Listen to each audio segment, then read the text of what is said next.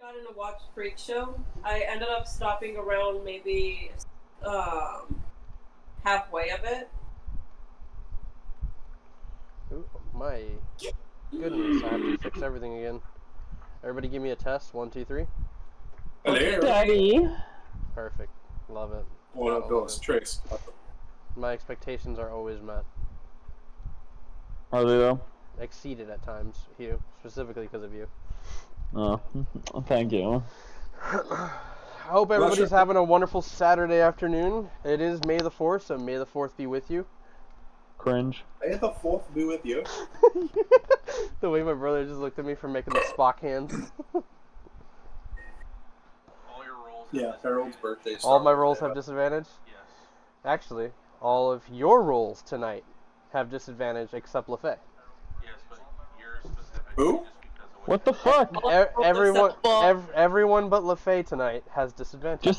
Just because I'm high doesn't mean I roll disadvantage. No, that is bullshit. Has I will nothing throw hands. Has nothing to do with that. Then what is it? Just trust your DM. I'm gonna throw hands with you. I will come down to Florida and I will throw hands. I need somebody to give me a refresher. I didn't exactly rewatch the last video, although I watched it 2 weeks ago after I posted it. So it's been a little minute. So if we can get a refresher, if anybody wants to do the recap, please help me out.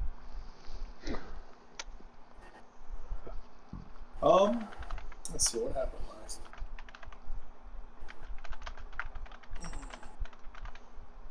Zoe progressed further into her vision and proceeded to go closer to seeing Vecna within this vision while being covered in this divine flame. Yes, traveling through this this dungeon with this old adventure group. You got to kind of know them, understand them, what they're going for. There was even a loss within the group, losing the rogue in a chasm. But you guys pressed on, saying that you came there to finish the fight. LaFay, you were caught in a very tight situation versus a assassin that actually took your appearance and is currently trying to kill you to now take your place.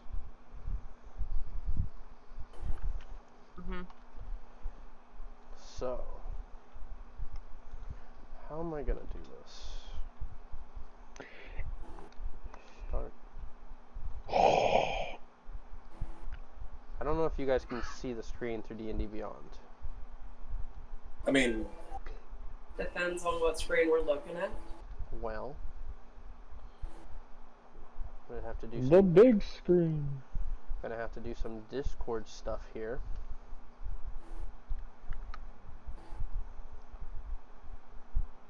No one's noticed anything yet, have they? Huh? No one's noticed the thing yet? What, this? No, the thing that I'm looking at right now. Oh, no, they have not.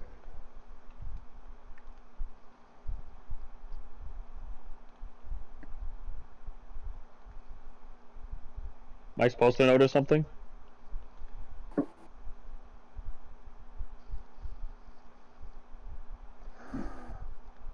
Oh, adorable. You guys can see that? Yeah. Yeah. Yay.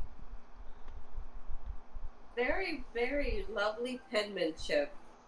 I was gonna do a little bit more, but there's not too much we need other than my description and this room.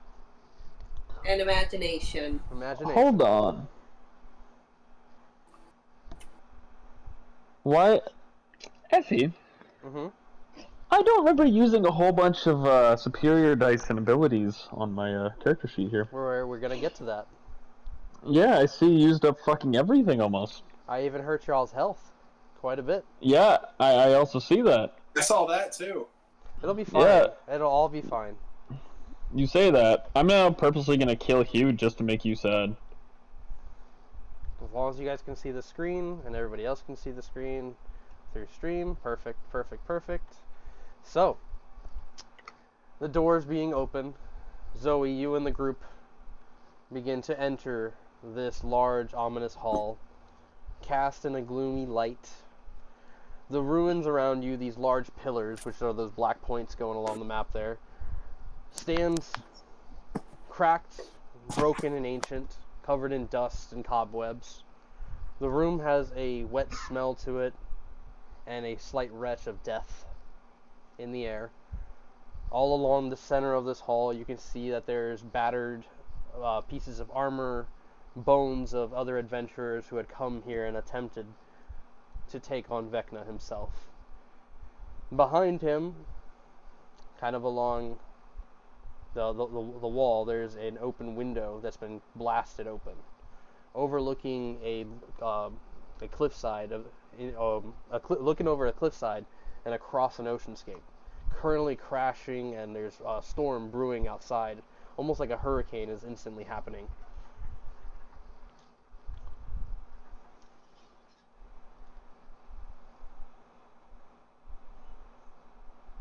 Where are my notes? Oh, okay. D&D Beyond, being stupid again.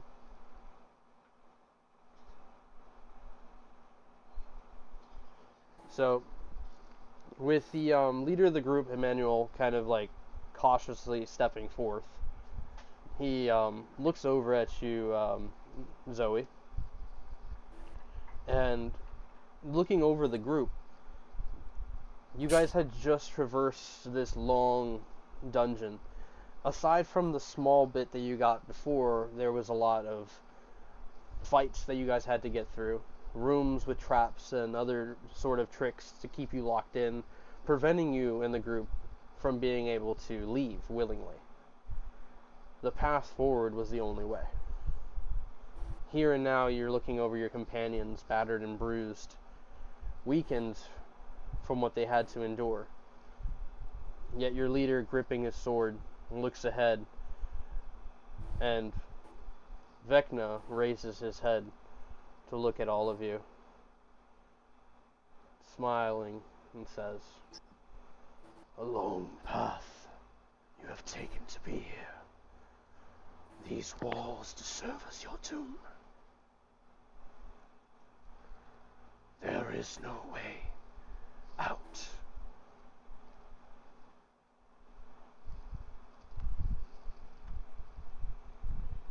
Zoe, with the companions around you, you realize that they are no longer the faces of the companions that you had come to know in the last few hours. But you realize that your own companions, Edard standing beside Hugh, Emmanuel keeping his same appearance. You can look over to your right and you see that Fenrir is there with you. Missing amongst you is LaFay.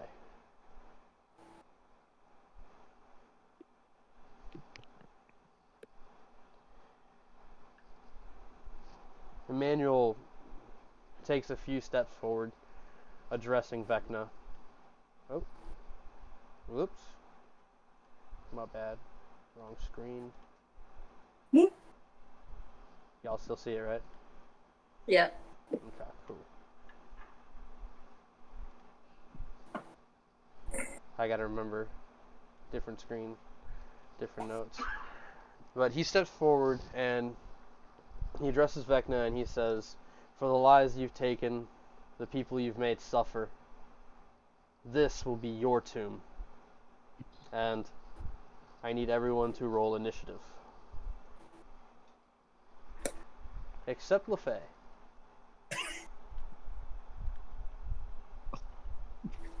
I get a nat 20. 19. Why game? Why do this to me? Why give me a nat 20 on initiative and not, anything else? Huh? Not yet. Well, you see it in the corner. Yeah.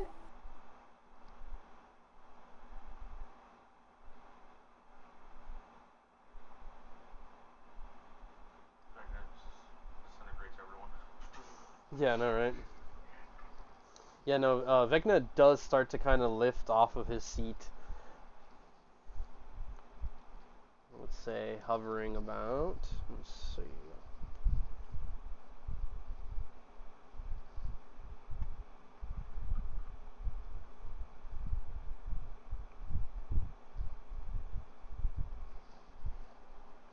Yeah, he's up in the air around 30 feet.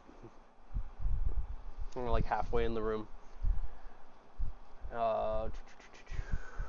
What did you get, Zoe? For initiative? Yeah.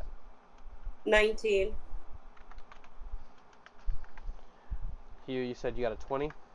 What's your total? Yep. Just what's straight your total? 20. I don't have a plus on initiative. It's just 20. Okay. Fenrir? I got a 7.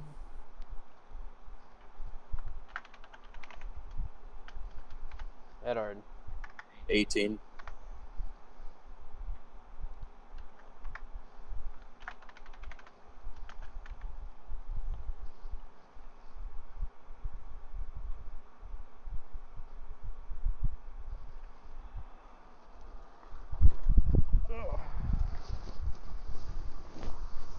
Underprepared DM.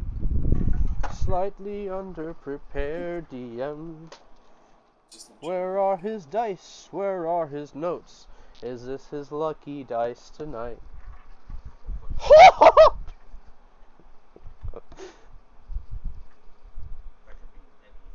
Yeah. Really? I formally request you change dice. No. Unfortunately not. That was the one die I pulled. That's the die we're using tonight. Which one is it? It's a green D20. What if instead Lame. It's broken. And I got a nat 20. By the way, this is also the Walmart die. Oh god, they're loaded. If I get nat 20, then I'll switch, right? I'm not going to be like that cruel. That'd be too messed up. Alright, let's see. Alright. So, real quick thing. Vecna's lifted up into the air. He has what's called what looks like a bunch of like spectral entities kind of floating around him, almost like little bats and other little creatures. You can't really make out exactly what they are, but they seem to kind of lift him up. I want Hugh. I think you guys should have access to my map here from where you're at, because it is live on D&D Beyond. That's the one thing I would say we should test tonight while we're here. I mean, you're gonna have to move my shit for me due to the fact that I'm on a phone. I don't think it works that way for me. Gotcha. So, Hugh, which way do you want to move? Forward? Can you see my mouse even? Can you see my mouse? I can. Yeah, I can. Okay, perfect. I guess I'll move up to the second pillar on the left, but just behind it. Like right around here? Yeah. Okay. As you move up, I need you to make a dexterity. I'm just kidding. Pull it up, like fucker. Already starting bullshit with me. Then we got Zoe. Where are you moving? 1 second, she's got an idea about something real fast. All right, real I think quick. she's pulling her computer around to see if we can actually have access to that. And then Eddard, where you want to go? And you can actually see it from there too, so you can tell me. I mean, I don't know which one I am. You're this model right here. I know. Essentially, you're taking the place of the warlock from that time. Okay. I'll move opposite the heel, behind the other pillar. So, 5, 10, 15, 20, 25. Okay, so it's opposite of Hugh, and then is Vecna in range? Like I can see him from there. What's your range?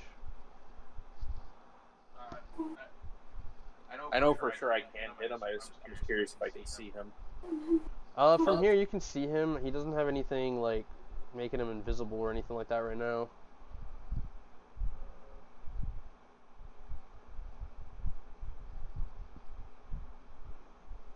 I'm gonna fire off 3 Eldritch Blasts at Vecna. You have 3 Eldritch Blasts. Well, yeah, it's a cantrip, so I can use it. Oh, is it? Yeah. I see that I'm limited to certain stuff. AKA the Hugh Howitzer. The Hewitzer. Not available. Oh, Special abilities and certain things, just ask, and I'll let you know if they're available. Fen, you can't become a beast. No, that's obvious. Am I able to use Eldritch Any, Blast? anything that we designed outside of the book, besides maybe your weapons and such, you can use it. If it's not obvious, this is kind of like a played out scene. I just wanted you guys to participate. Okay, so I rolled a 26 on Eldritch Blast. 26, I believe, does hit. I'm gonna die.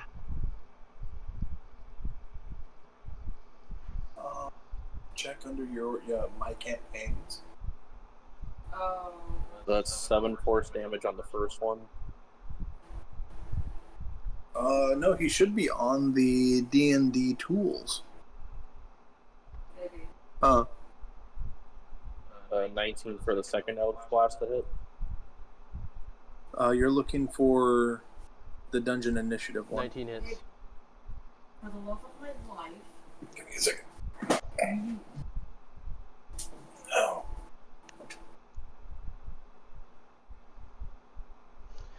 That's 13 total on force damage for him there. Alright. I got one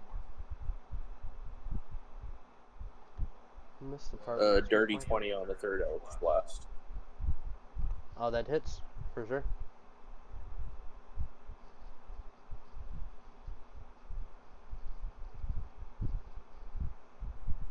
And that's just 5 force damage.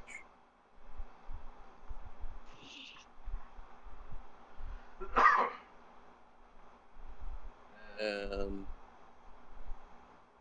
you said I'm supposed to be replacing the Warlock from the group, essentially? Yeah, you're not gaining his powers or anything like that. You're just kind of like avataring them in the scene. Okay, So so I think because it's an alpha. Hold on, too many people talking. Hold on. Go ahead. am I able to use bonus actions? I already have them. If you're not limited or have spent any of them, which is, if you can check, I did kind of deplete some of your stuff on purpose.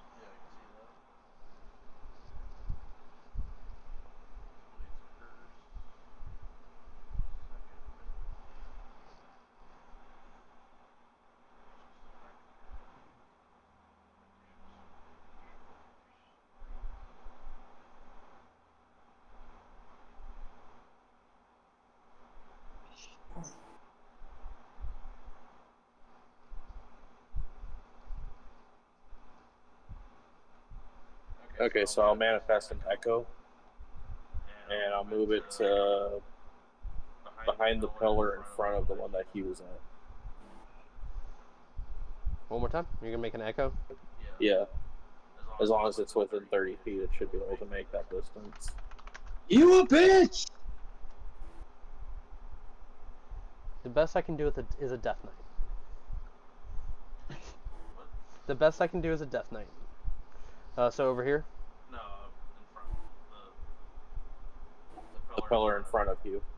So If that's within 30 feet, I can move him up. like to right here, or do you want him like kind of like half in sight, peeking around? there. Other left more. There, yeah. Okay. And now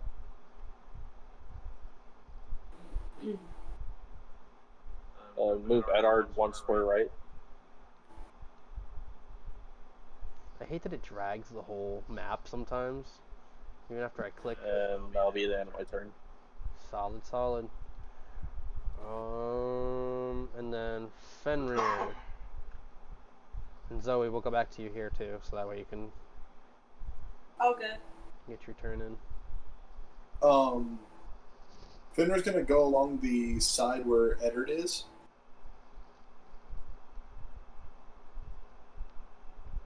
Right around So there? I still have my same movement speed, right? Yeah. I can move 2 more squares forward. I'm gonna put this guy right here, essentially saying that he went before all of you guys, just to stick him in an order because I didn't actually roll for him. I'm gonna move 2 more forward to the right side of the pillar.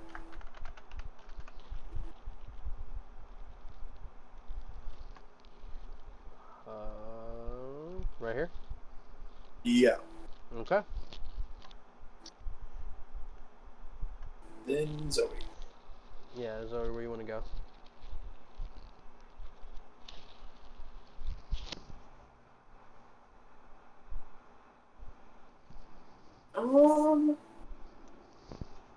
I'm gonna go ahead and move.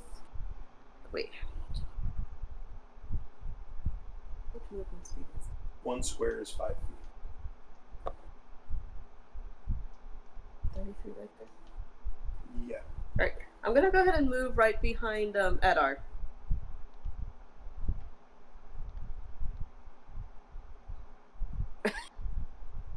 It does Yeah. it anyways. Yeah, I try to just click the character first, and it like still drags So us. you're good.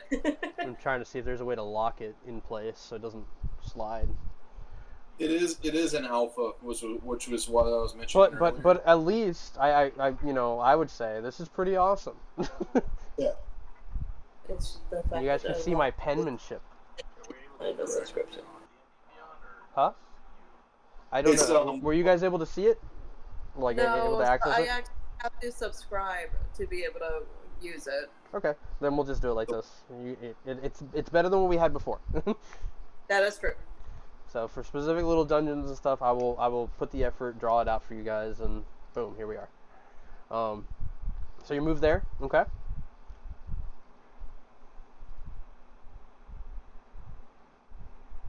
I think that's what I'll just do for now. Okay. So let's see my notes here on.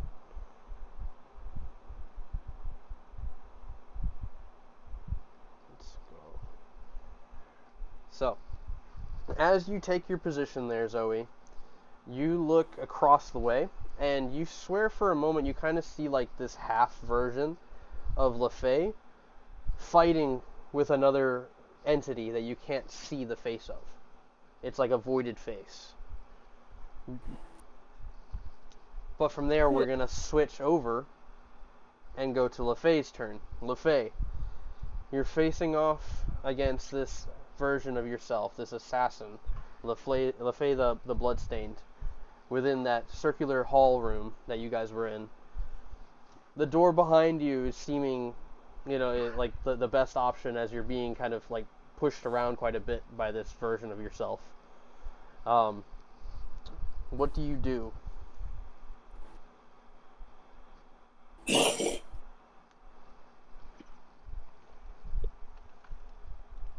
mean, is the door like still there? Like I'm still able to access to the door?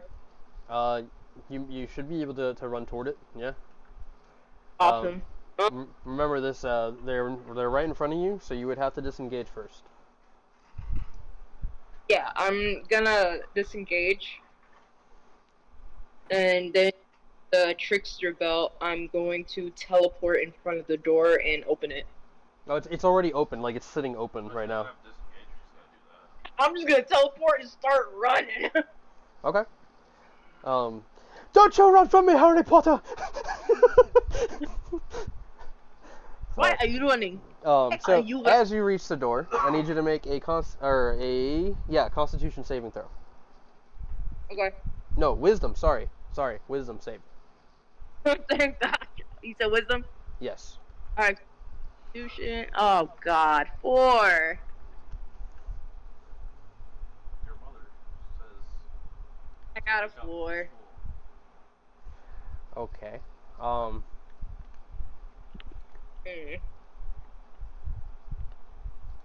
Yeah. So with a 4, as you step onto the other side of the door, you can hear Omen shouting, "LaFay, please wake up! Jim," and like he's like talking off, and it's like the voice is echoing in your head. And then the floor, as you step down onto the stone, it seems to sink and you fall through.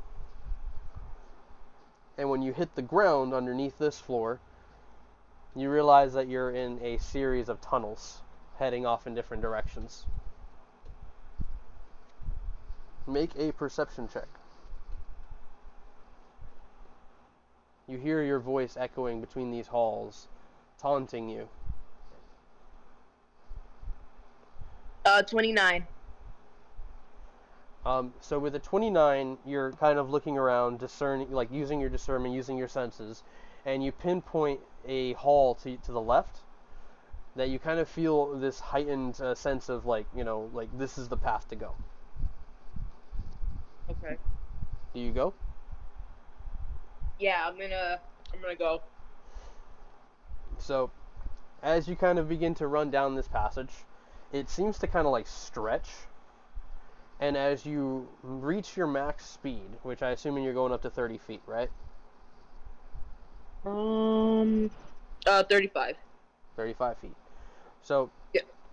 as you kind of reach your max, the hall like kind of fizzles and changes, and suddenly it's a hall of windows, and you recognize it to be your home.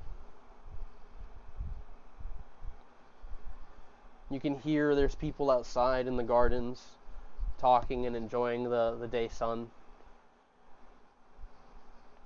The tree at the center of the garden, seated in the middle of your castle,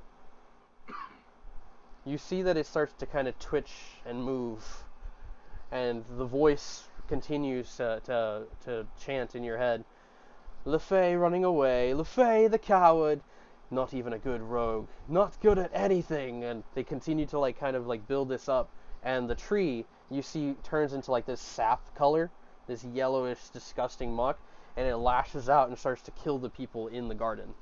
And as chaos breaks, the sky starts to rumble with lightning and it turns red, and the clouds begin to billow at a fast pace as if a storm is brewing.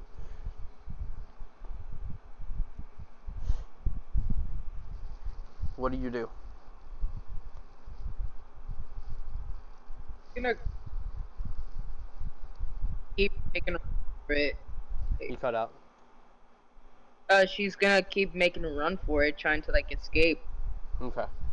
So as you run down this passage, your memory kind of serving you, it kind of curves around the northern side of the castle, right?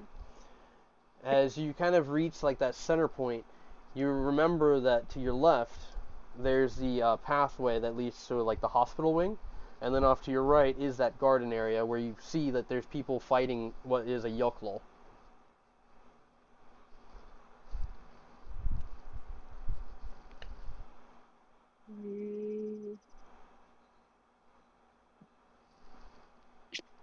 What were they fighting?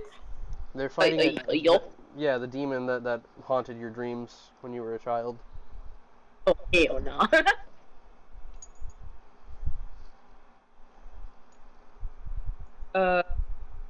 And then you said like a hospital. Yeah, there's like a hospital room off to your left.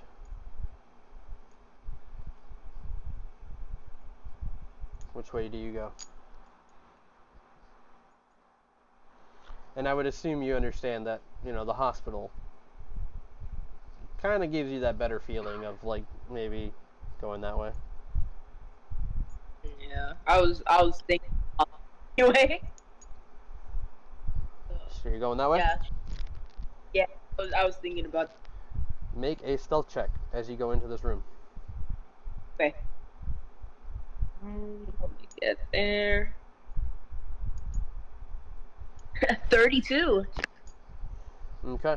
So you enter the room, and that harsh red light that's kind of shining into this hospital. You see that there is a patient kind of laying there. You can't tell if they're sleeping or dead.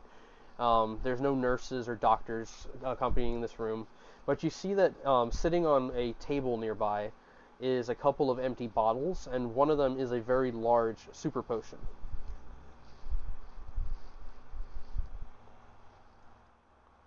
I'm gonna go to the potion. Do I know what it is? Like if it's like for speed or anything like that? You can tell it's like a superior potion, not super potion, a superior potion. Sorry about She's gonna take it. that. All right. What is that? 4d4 or something like that? Like 66? What do we got? What are we doing superior potions at? Let me see. I know I got it. I there's got the one. stats here. Oof, my screen loads. I got so much going on right now. 8d4 plus 8. 84s? Alright, let's see.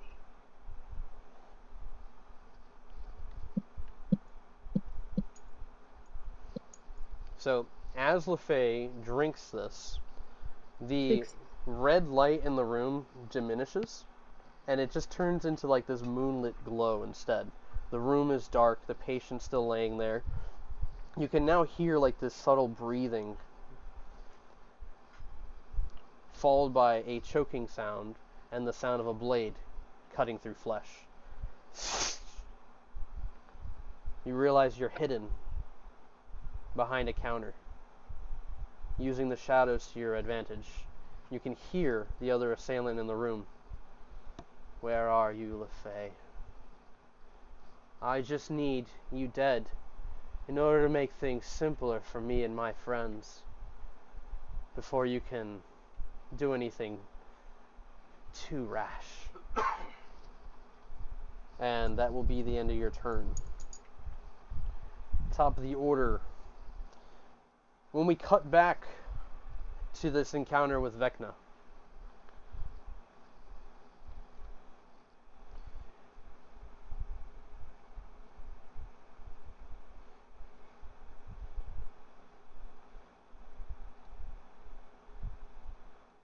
Emmanuel has shifted his position up, maybe even doubling his speed, taking a position a little closer.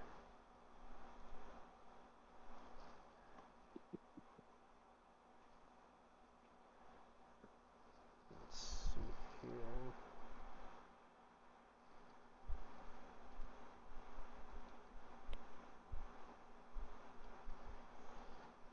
You watch as Vecna spots the lead, shifts their position in the air,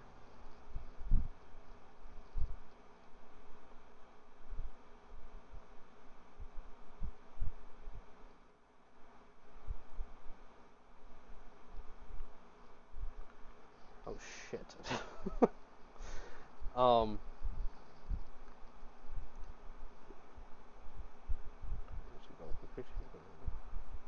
holy crap.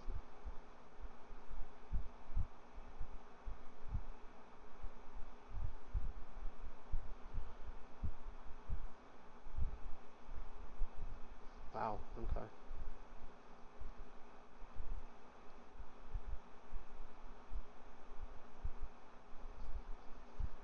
So, Zoe, you watch as Vecna takes that position, turns his gaze on Emmanuel and raises a hand, and it's almost like the shadowy specters floating around him launch straight in his direction and completely start to consume him, and you see the shadow kind of like going through all of his, like his eyes and his mouth and his nose, and then like he collapses down and you can see that he's just coughing up blood.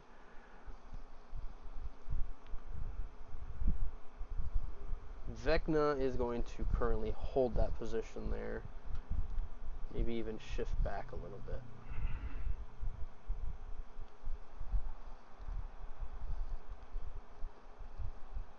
More resilient than I expected. From there we go over to Hugh.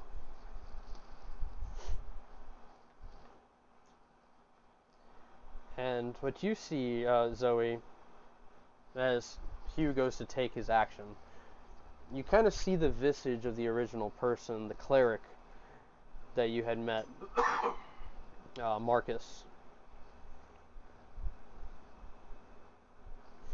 If that helps you have a visual of like what's running through my brain.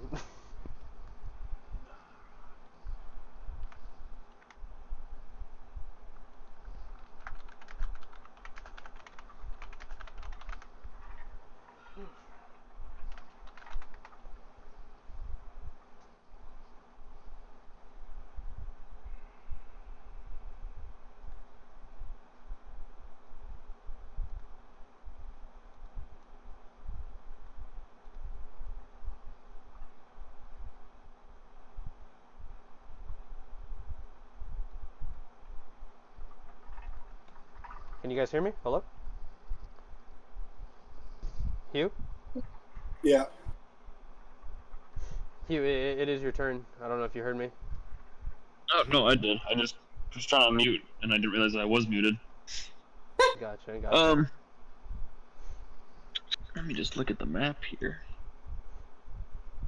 I'm gonna move farther up on the left-hand side.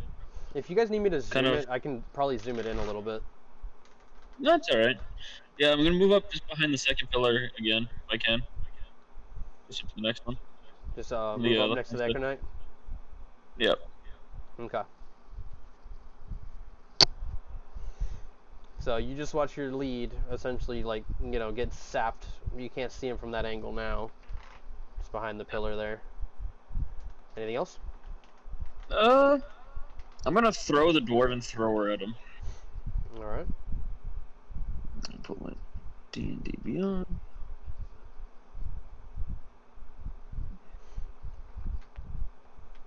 Does a 16 hit? No, it does not actually. Okay, then I'm gonna try it again. Actually, that means that thing's gone right now.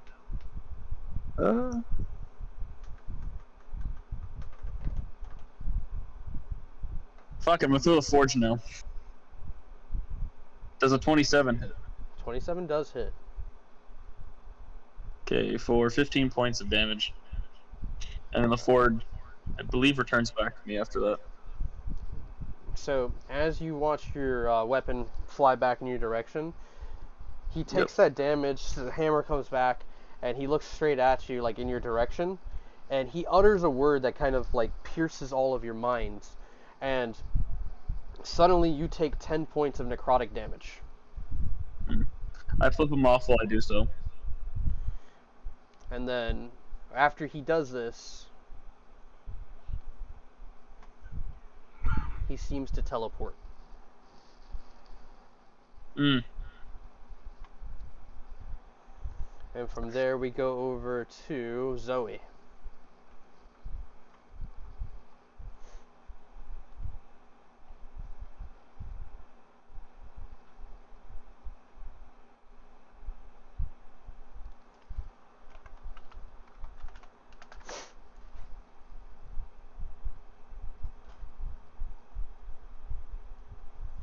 On stream I got like boss battle music going for viewers. I'd share it with you guys, but I feel like it'll just break Discord somehow. I wish I can take your faces and make them bigger and put it on top of like the stream.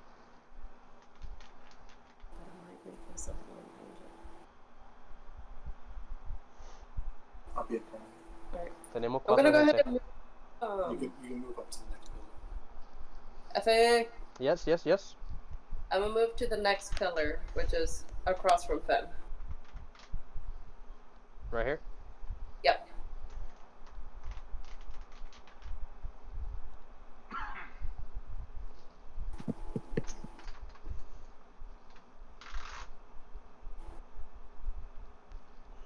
All right.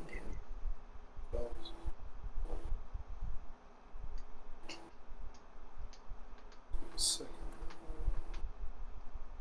First level, second level, and fourth level.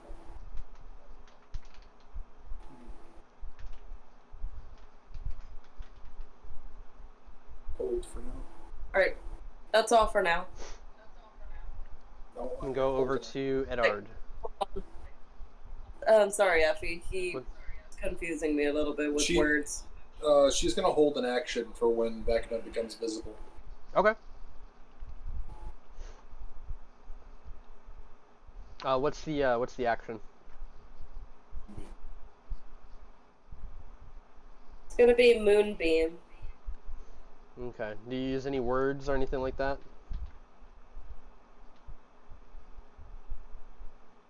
Oh? Check and see if it's a somatic. It is a somatic. Yep. So, what do you want to say?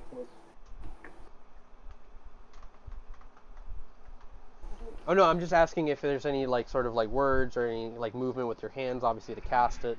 Like, is it obvious that you're about to cast a spell? You can't hear any music. Hmm.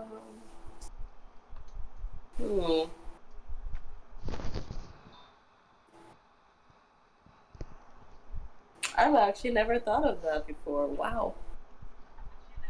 Wow.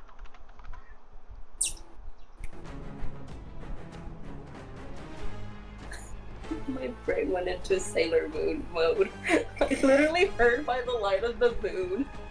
And I'm dying. Everybody mute for a second. Alright, can you hear that now? Let me know. That should be good.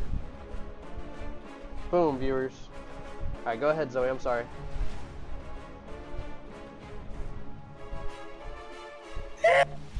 What?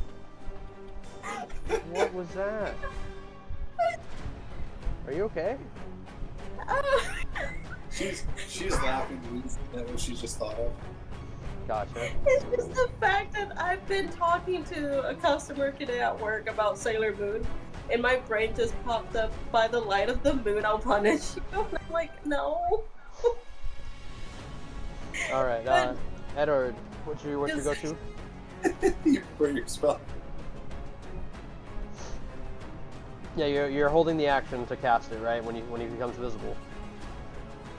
Yes. Gotcha.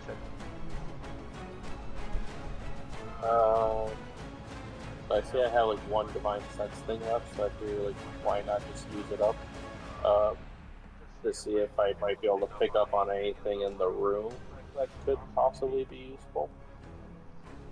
Like obviously Vecna's probably gonna be on the radar as like undead or something, but trying to see if there's anything else in there. So there is something that the warlock may have been able to notice, and obviously, like, you know, there's this undead creature, so that presence is obviously like emanating, you know, pretty harshly.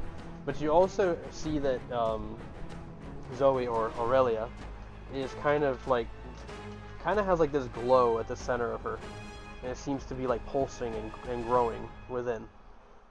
But it's not anything like physically on her. It's something that you are seeing. Like an aura, essentially. But you're not entirely sure what it could mean. Okay. I mean, that's technically my action right there. Gotcha.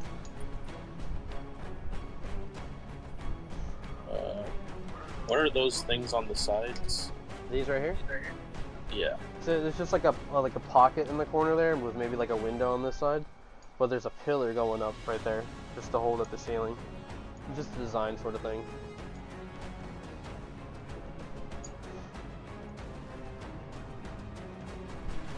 I'll stay put for a moment now. Okay. And then from there we go over to Fenrir.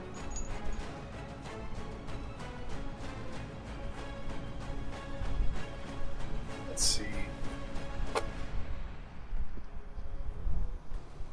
He's gonna move up just on the outside of the pillar where I think I can just see him. So like right around here? Just past where Zoe is. I should have a line of sight right there. Yeah, you can kind of make them out from there. Alright. I'm gonna I'd say, move like, up. maybe disadvantage with like long range weapons. I was gonna say, I'm gonna move up one more space. Diagonally left.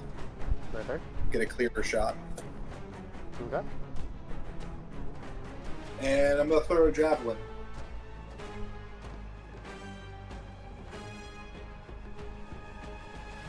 I would still say it's kind of disadvantaged because that pillar is kind of in the way. Okay.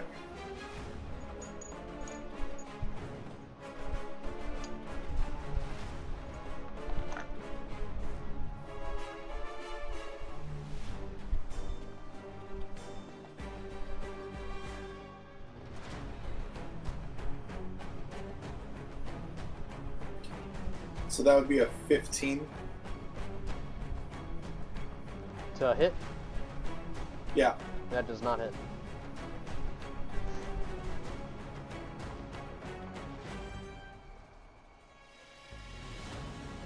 So I'll throw a second one. I think I have 5 of these. I have 4 of these. Gonna throw a second. All right.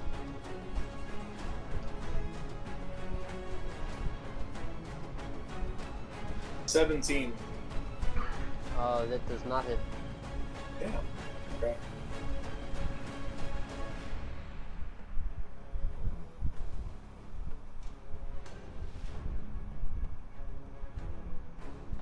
That'll be it for my turn then.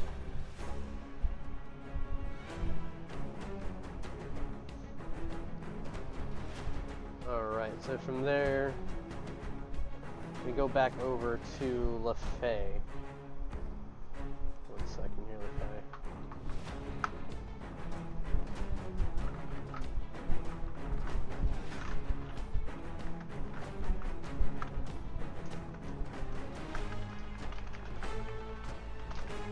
Alright, so from your hidden spot, LaFay, you can kind of make out the assailant's feet kind of moving through this hospital room, searching, looking for you. What do you do? You cut out. You got it. When you talk, try to be try to like speak clearly into the mic. Now I'm gonna adjust this because I feel like it sometimes cuts people off. You hear me now? Yeah, I can hear you. I was Alright, you cut out a little bit. Huh? You're still cutting out a little bit. I'm doing my best to hear you though. Can you hear me now? Yeah, I hear you. You drank. Drink the potion. Yep. It's a total of 24. One more time. I got 4. I can't hear you, LaFay.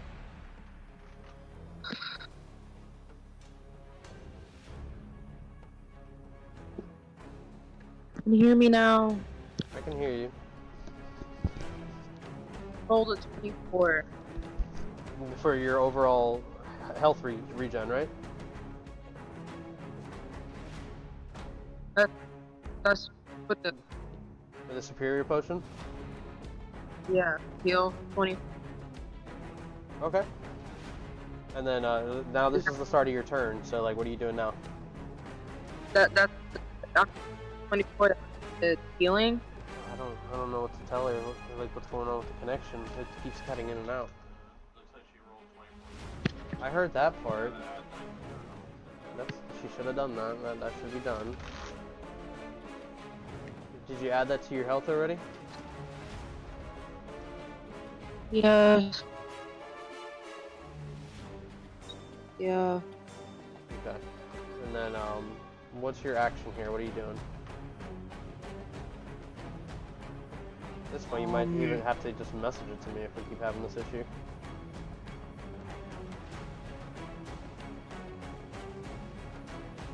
Alright.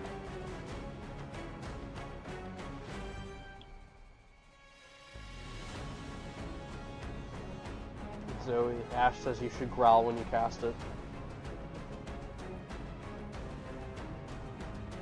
No.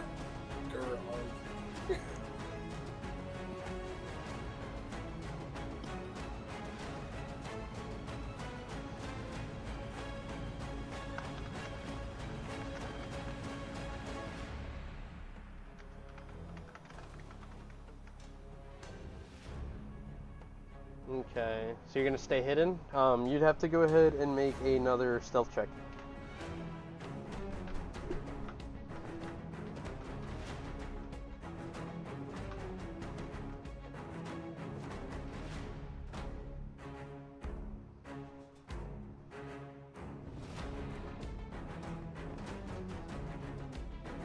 So,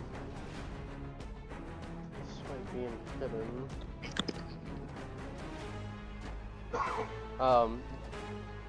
you hear as well. You see the room kind of light up for a second with what looks like this purple glow, and then an arrow blasts across the top of the counter that you're hidden behind, and you hear yourself say, "You're gonna stay behind there the whole time, or you're gonna come out and fight me." And you're gonna hold there?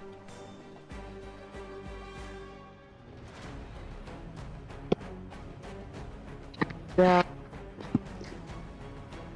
Yeah? Yeah. Okay. So from there, it goes over to the bloodstains.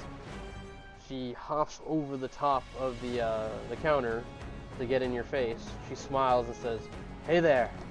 And she goes ahead and attacks you with what looks like a version of your own blade. It's gonna come in for a 16.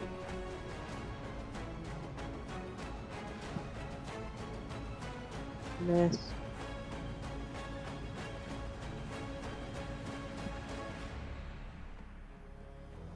Alright, and go over to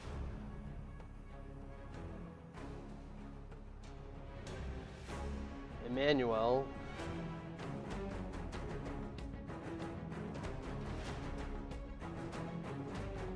He's gonna charge up at Vecna. Takes a swing with his blade, swings again. Vecna dodges the first attack, laughs and kind of like raises up a little bit, and then gets struck across the ankles with the next swing. This one he looks pretty pissed. And then it goes over to Vecna himself.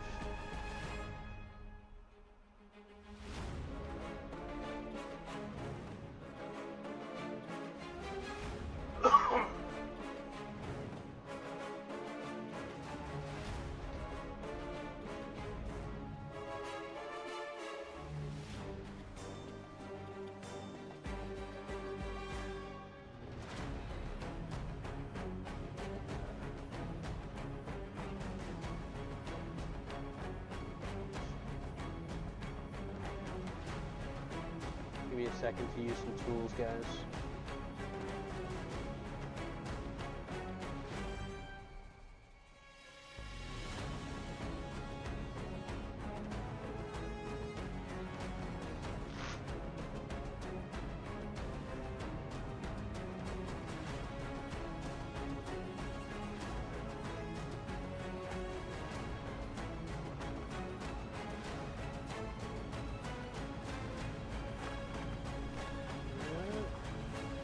Sure, we can do that.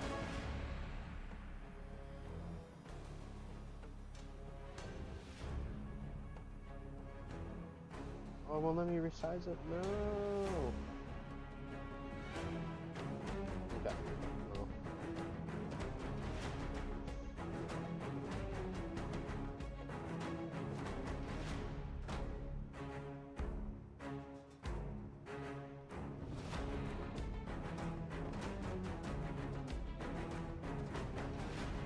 Alright, it'll have to do. So, from the center of the room where you guys see that swarm of bats, that cloud that was surrounding Vecna begins to spiral and swirl and engulf the room in a 120-foot cone.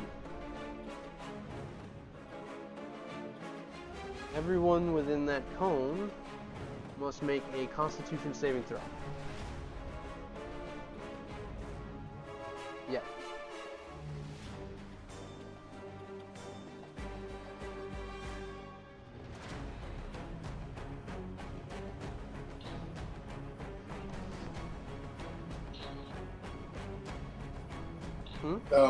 Where's the cone? Yeah, that's kind of what I'm wondering. So it doesn't have a tool for me to draw the cone. I guess I can just draw like a circle, but it is a spread of 120 feet, so I'm assuming that takes up most of this room. Is it an ability that says enemies that you can see?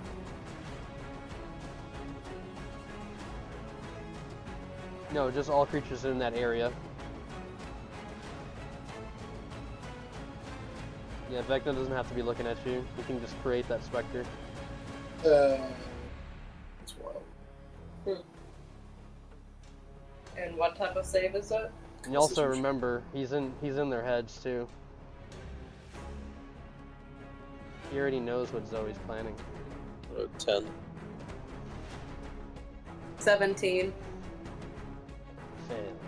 Fail. Fail! Yeah. 16. You?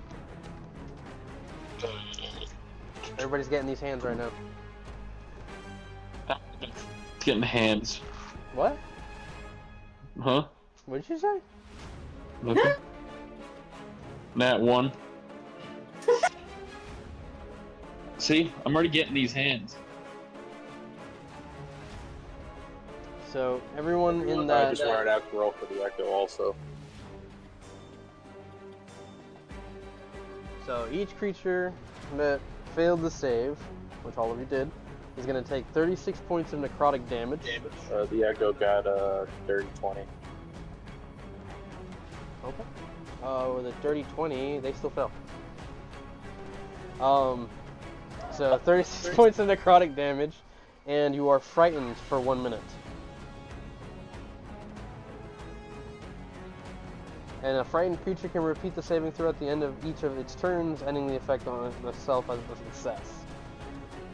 It doesn't say it blocks your vision or anything like that, which I thought was interesting. So you guys should be able to kind of like, this swirl happens and it kind of dissipates after.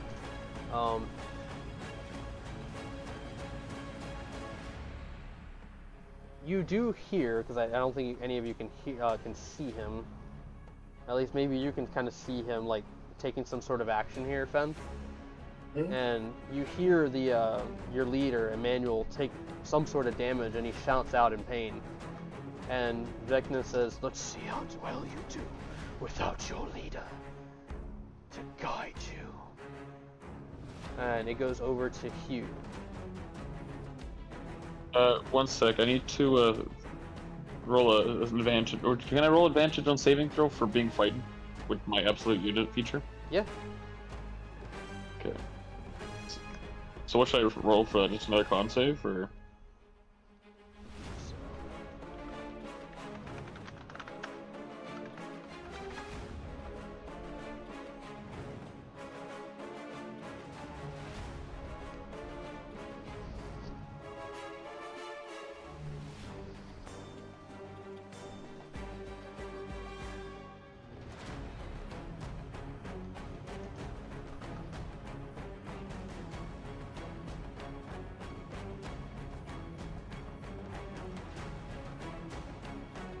Or should I just run an intimidation to counter being frightened?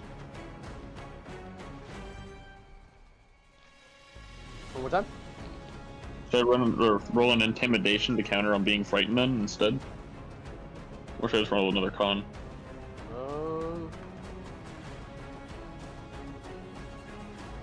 If he has advantage against it, that means he just has to roll another con. Yeah, just make another con, which you did, right? I have not yet. Go ahead and just do that. Dirty 20. That still fails. Good. So 36 points necrotic, and then frightened for the 1 minute, and then you can try to get out of it at the end of the turn. Alright. So yeah, it's your turn now. You can't willingly go toward him. And you have disadvantage on the attacks against him, and against any other future saves. I'm just gonna roll to try and unfrighten myself. Oh, so just ending your turn and trying to get out of it? Yeah. Okay. I'll give it to you guys. The number to beat is 22. How does a 27? 27 wins. So you're no longer frightened of Vecna. Yeah, what a dumb looking, ugly piece of shit.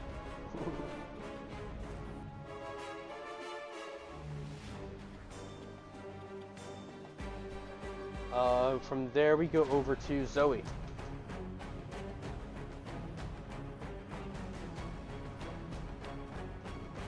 I hope you guys like this, by the way. It was like an idea I had where I was like, let's get everybody in on it. The what? Oh, the echo's dead. The dog is dead. Did we take damage again? None of you have taken damage from Vecna yet, I don't believe. Just Emmanuel has. Okay. Oh, but the damage that you guys have on your character sheets, yeah, that was me. No, I didn't Oh, get that yeah, far. you guys got hit by 36 points of necrotic. Like everybody in the room, I believe, yeah. It's going through. It goes through objects. It goes through people. It's like a.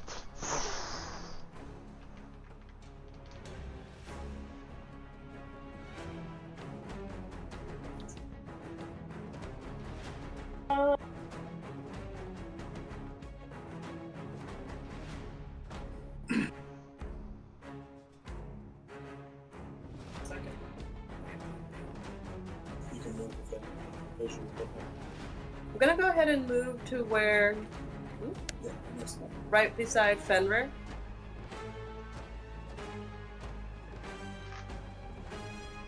Which side? You would. Right side. To the left. To the left. And that is blocking your line of sight, just so you know. Is that? Or did you back up one? Yeah, you're like right next to him here, and then like even from this angle, it's disadvantage. Well, it's not an attack spell. It would be a resistance spell. So if you could see a little bit of them, you could still get hit by it.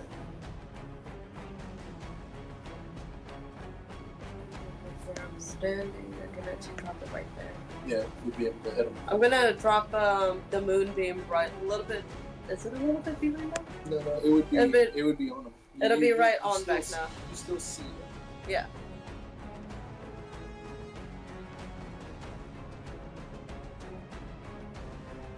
Okay. What level? Second. Second level. You hear him utter a foul word inside of your mind, and as you go to cast this spell, it fizzles. He counter spells. And then you take an additional 10 points of psychic damage. What? On a success, the spell fails Wait. and has no effect. Am Whenever the I? spell's level, the caster takes 10 psychic damage if the spell fails. So whatever the spell's level. She's down from that. She is down? Yeah. Okay. Like, By chance, am I in line of sight of Vecna? Hmm? Am I in line of sight of Vecna by chance? relax. You're behind a pillar right now. So I don't really have a sight on him. Not from here. Okay, You'd have never mind to then. shift. If I was, I could have been able to counterspell. Counterspell the counterspell. Yeah. I mean, if you were like on this side of the pillar instead, I would say like you can get away with like the peak, but you're on the opposite end, or you're like all the way over here actually. Yeah, he's like right behind the pillar there. All right, so Zoe, as you go down, you can kind of like in and out of consciousness, right? You can see like. Give her these- a moment. Is she okay? She's in the went to the restroom. Okay. But to you guys, narration-wise, she's kind of like dazed right now. Like she's not completely knocked out just yet. Okay. Just to capture this. From there, we go over to Edard.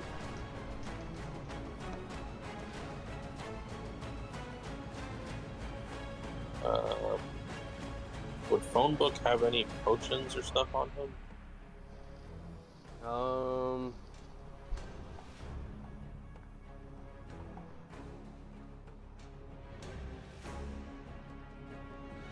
He has 4 regular healing potions.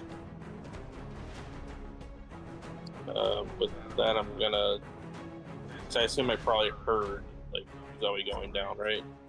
Yeah, maybe like her partner's Ben. reaction or Fenn's reaction there. Okay, yeah. So like hearing that, like gonna be rushing over there. And I'm gonna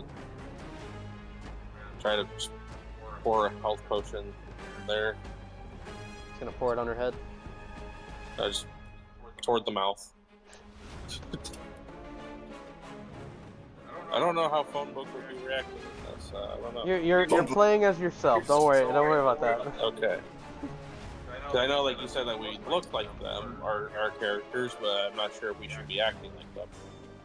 Yeah, If it's just phone book running over, all she sees as she's like blurring in and out is just phone book run up. Fuck you, phone book, phone book. Just nonsense. Drink it. Just drink it, bitch. Because remember, like he has that tick where he just starts saying bad words for no reason. Yeah.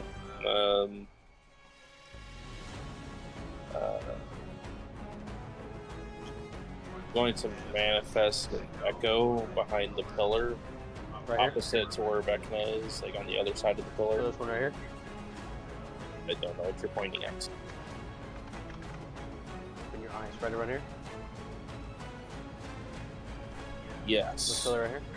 Yes, I think. No, the other one. The front one there.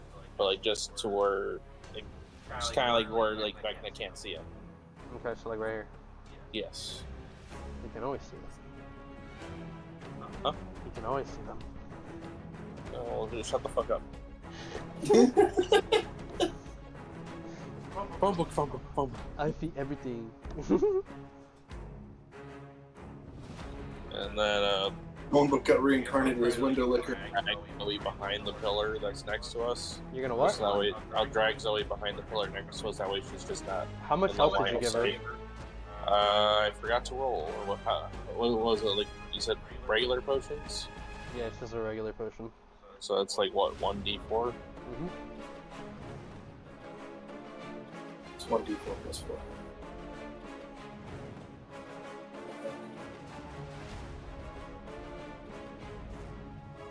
So I rolled a 3 plus whatever it is. Her constitution. Hang on. You're good. I assume you're It's kind of, placeholding for her for now. it's no, she's here. 2d4 plus 2.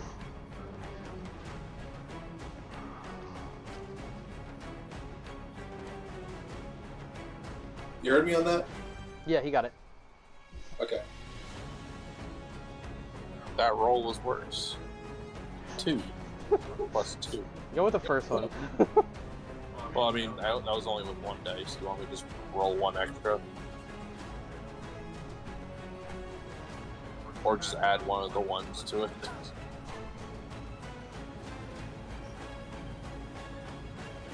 What? Do you want me to roll 1 extra, or just add one of the ones to it that I just rolled? One extra.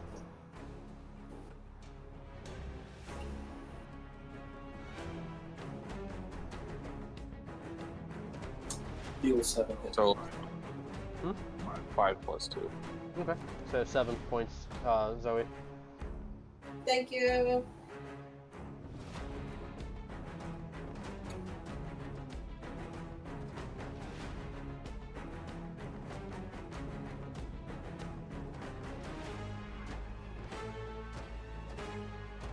Oh, and I just kind of dragged her behind the pillar so she's out of the line of sight. Yeah, he got that. Yeah, I got that. She's right here. And from there we go over to Fenrir. Because of that question, what does my character have? Technically speaking. Essentially, like, the build would technically be a level 18 fighter. Okay. And they would be using a broadsword, like a very heavy broadsword. But again, we're doing... again, like, we're just using your stats and your character just as an avatar to those characters. Do I have any potions as well? Let's see.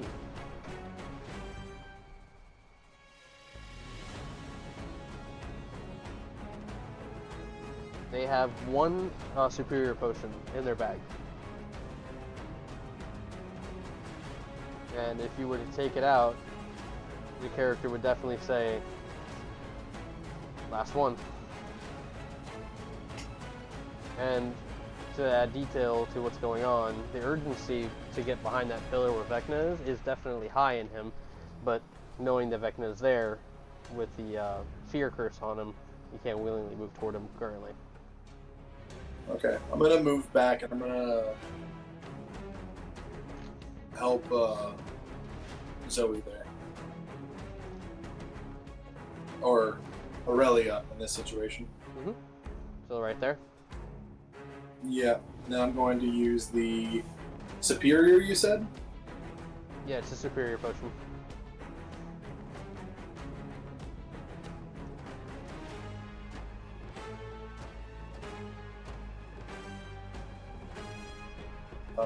Heal 26.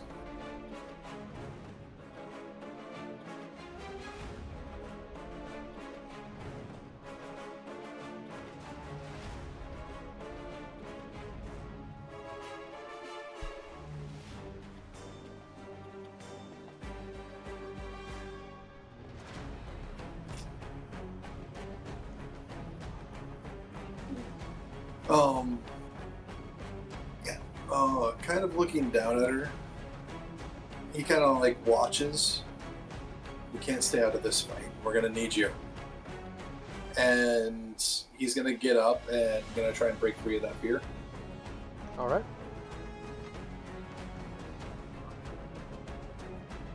You can go ahead and roll to do that if you haven't done it. Like, that is going to be.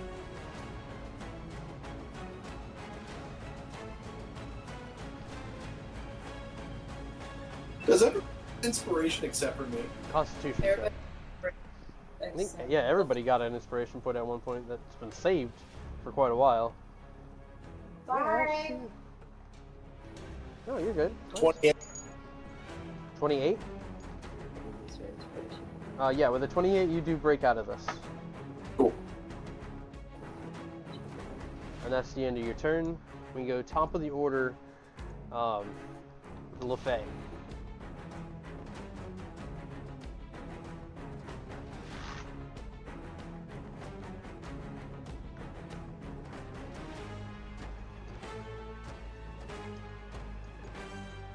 So the LaFay the Bloodstained is still, like, you know, pushing on, fighting you in this room.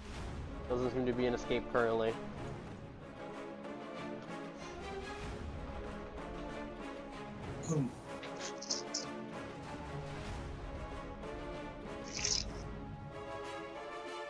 She's gonna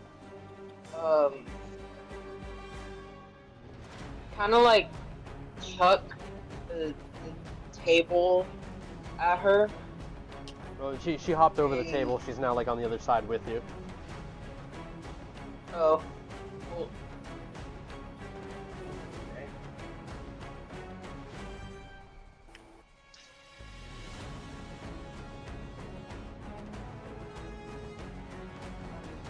I'm thinking this is great.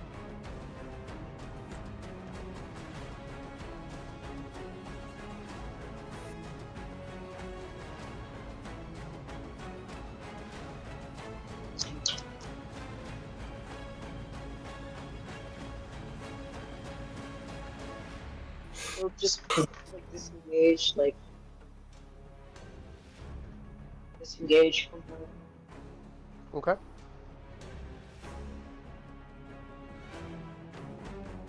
And she's gonna head out.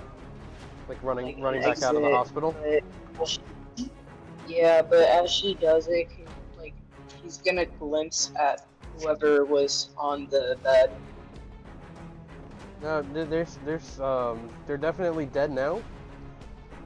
As the Bloodstain definitely came into the room and just killed them. Any is there is it like a human? It was a human, yeah. Somebody in the hospital there. Human. Not anybody you recognize or anything like that. Okay. Yeah, she's gonna make a run for it. Alright, as you make it towards the door, I need you to make another wisdom save.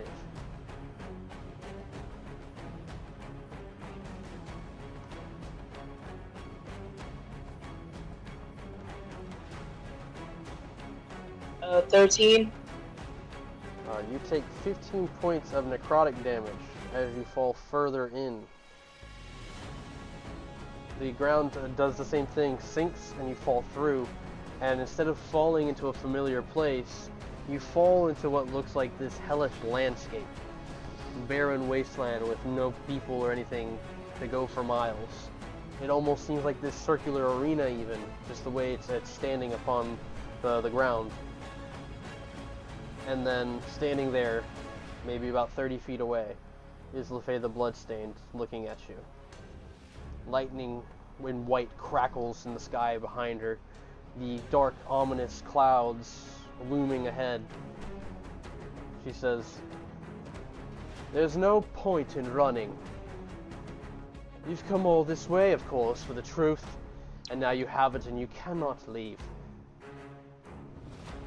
When I take your place, I will take my time to kill each and every one of your friends.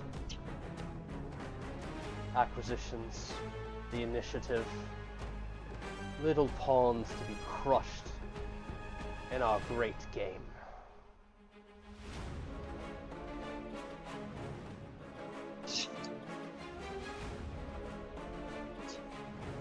So they basically take a stance, their dagger in hand, kind of like just looking at you, and she seems to just hold her position there.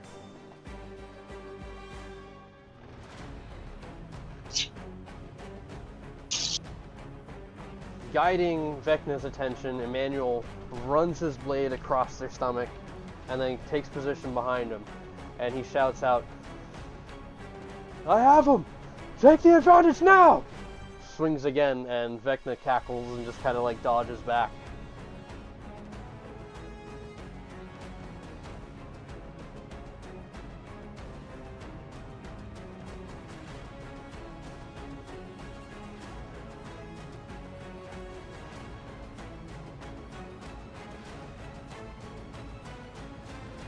So, Vecna, laughing, he just closes in, grabs Emmanuel's head, and from this angle I think only Edward can see this, and the rest of the room you guys can hear the shouting.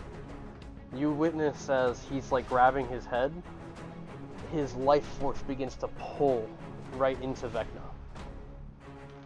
and his face begins to wither and shrink, and he lets go of Emmanuel, his armor clinking as it hits the ground, echoing across the room. This gets the attention of his brother, who looks over, and your brother, his eyes turn into this purple color, and he begins to turn his head as he's been turned into a zombie.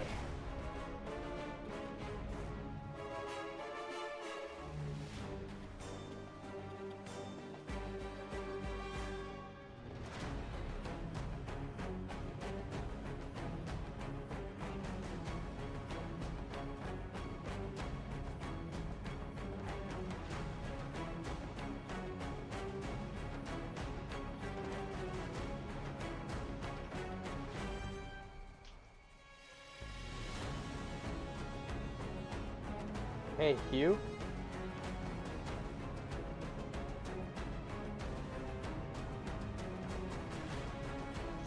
Hey, Hugh? Yes? You take 10 points of psychic damage. What did I do?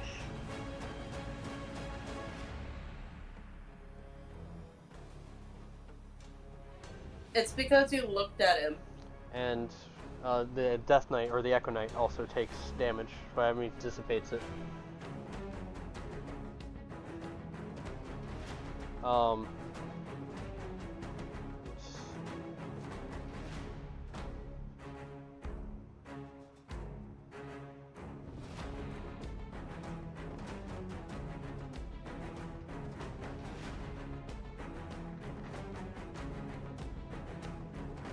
So yeah, he shows up, does this to you. The Echo Knight explodes. Emmanuel has now been turned into a zombie.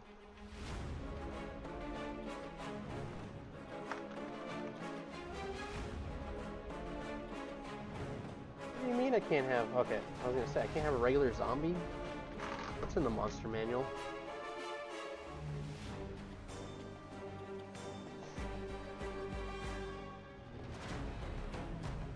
From there, it goes over to you, Hugh. He's currently hovering 15 feet in the air.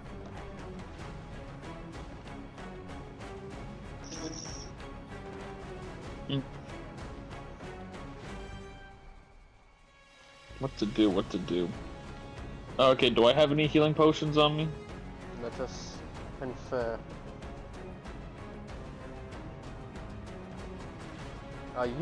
You have one superior healing potion on you. Yeah, I'm gonna pop that bitch.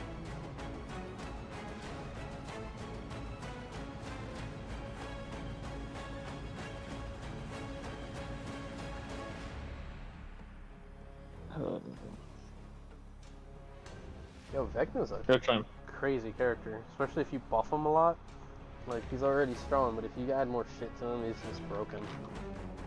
What'd you say here? I gotta try and figure out what the thing is for it.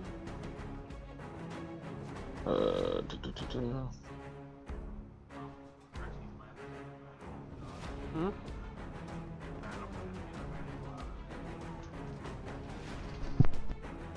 Superior healing. Let's do that quickly.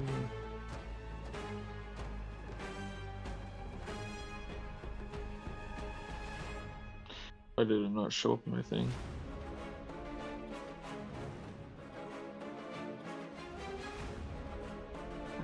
Let's see.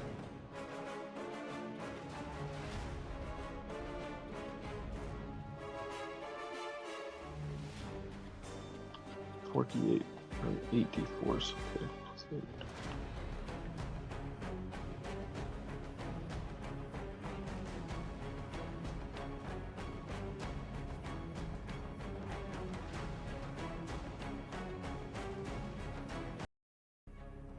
$29 points of healing for myself with that drink.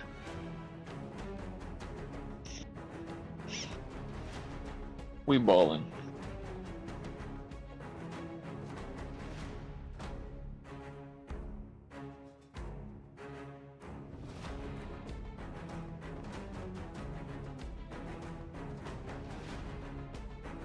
Oh, my bad.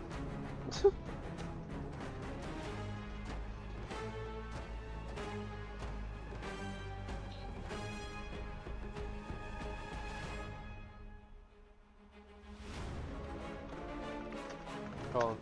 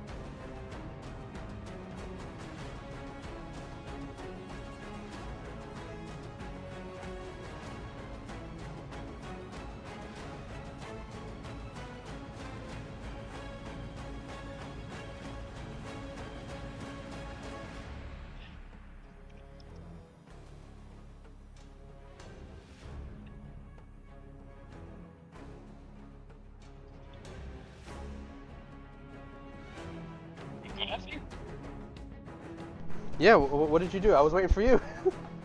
Oh, I was waiting for you because I said I healed myself for 29 points. Yeah. I got that. I was expecting you to say something, so I was kind of sitting here waiting. Oh, and like, no. what's he gonna say? I was listening to him while you were doing what you were doing. Go ahead. Okay. And you said he's what, 15 feet above me? Yeah. He's a Alright, dick. well, He floats everywhere. I see that. I'm gonna be a dick. And is there any rocks or anything by me?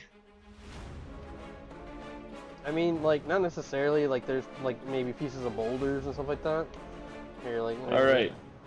Are they big enough where I can just pick it up with my hand? They're about the size of like a softball. Oh, perfect. So I want to activate Furnace. And then I want to pick up said item if it's good enough, and I want to try and whack it into it, like kind of like a baseball hit. Okay. And if that fails, so you're gonna throw a baseball at him essentially. Pretty much, I'm gonna use the furnace as like a bat, and send it to him at rocket speeds. He's gonna hard bat a small boulder at. What's your dice damage typically? For the furnace? Yeah, what kind of dice does it use for damage? 1d10 plus 5. D10? Yep. Make it a D6 plus 5. Okay.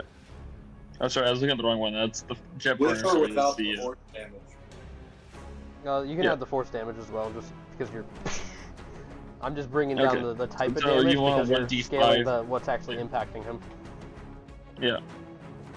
But you can add your modifiers to it. Yeah. Okay.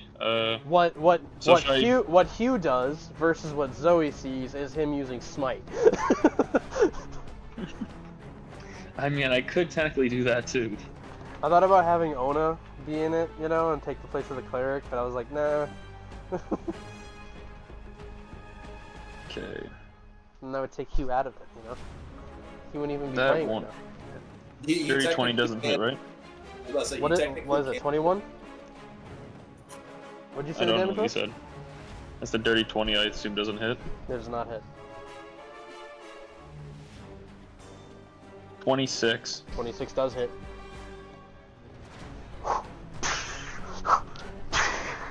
That's what he's doing. He's throwing the rock out.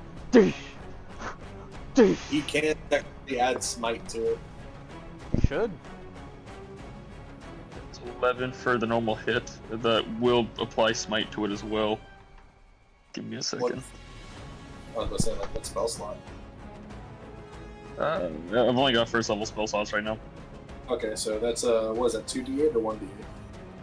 I'm looking right now. I believe it's a 2d8. Let's find it. So many That's fucking 2d8 radiant damage. Yes, 2d8. So Nice.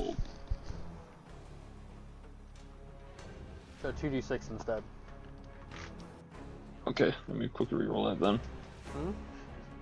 Radiant damage?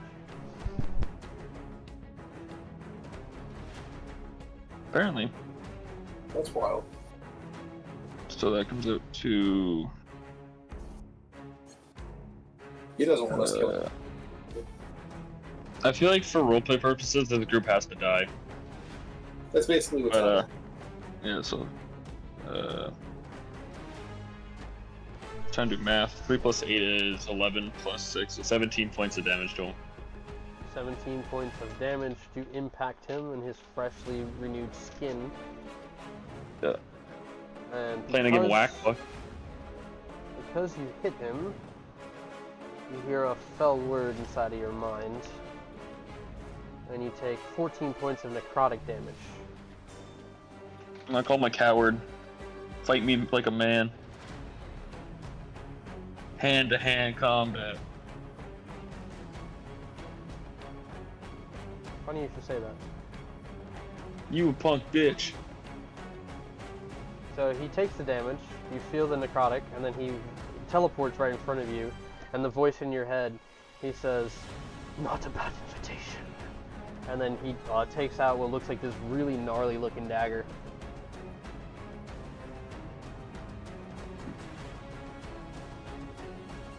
And he goes over to Zoe. Walk.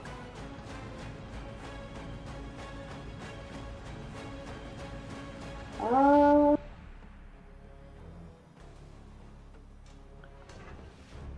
don't want to wait for our lives to be over.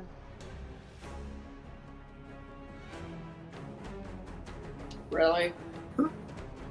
Really?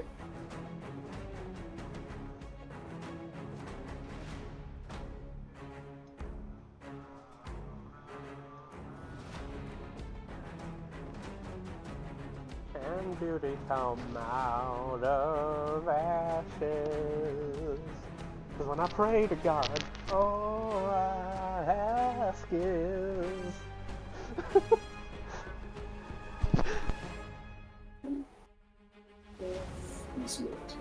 Here you go.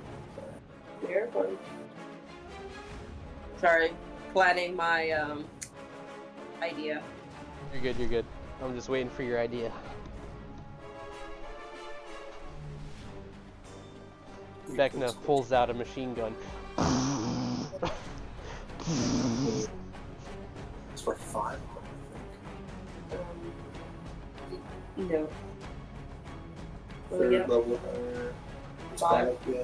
Alright, I'm gonna go ahead and do Scorching Ray at 2nd level. You mean 4th. It's You you can use want it at 4. 4? Yeah, you can Okay. do 2 extras. okay. No, I can't. Where do you go? At 4th level. At 4th level? Yep. Yeah. Counter. It's rude. I didn't want to use it. Fails and has no effect. Yeah, it has to be 5th level or higher. You took all those away from her? I think I left like 1 or 2. You took all those you away from her? took them away from me. Oh, you can have You one. only. You can have one. Dang, That's what I'm saying, like, oh, like you diminished literally- all of it for her. I didn't think I diminished all of it. I thought I left like a couple of them for you guys. You There's only left some of me- you. 4 spell slots. Go, hey, One- don't attack me, okay? Don't attack. Calm down. I'm giving you 1, but he's still gonna try to Thank counter you. it. What level? Nope, we already did it at 4. I'll You give. already just- Listen, no. I'll give you the you- highest level. I'll give you the highest level. You want at least 1 in the highest level. Go. Yeah. I'm not using it though. You don't want to use it? No, because you already took my 4th level. No. I'm letting you take that back. So you can use your 5th level spell. I'm using a 5th level spell at Scorching All right. Ray. So 5th level spell or higher has to make an intelligence check, DC 10, plus the spell's level. So 15. An intelligence check for You got lucky! Hold on, intelligence. What's his stat for intelligence? Hold on.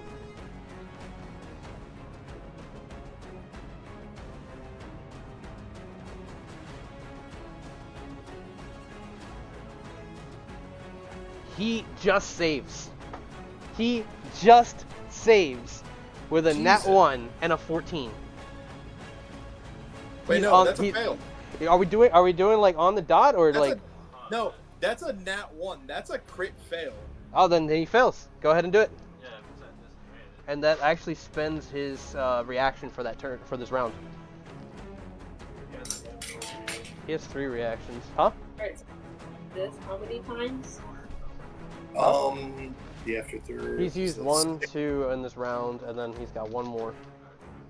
Alright, first one is Scorching Ray is 31.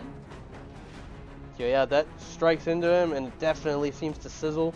Hugh, you see as like bits and pieces of his like renewed flesh like quickly start to diminish Right. as this blast of power And- hits him. Second Scorching Ray is 23. I'm gonna be adding them all up after if which one's hit and which one don't. Okay. Did 23 hit? 23 does hit. Okay. Next one is 30. 30 hits. Next one is 22. And it's all off of 1 spell. It's not like you're right. Yeah. Okay. 22 hits. 22 does hit. Next one is 25. 25 hits. Yeah. Next one is 16. 16 does not hit. Alright. So now, how do I do this? That's 5. just do that 2d6 5 times. Wow. Okay. Is this with all of her standard bonus stuff too? With like what's equipped onto her. Yeah. Name something though. Like let's go through them. Yes, you have If it pertains anything to like her fire power, like her abilities, then she can use those. Okay, so Alright. Here we go. I got it. plug my phone in.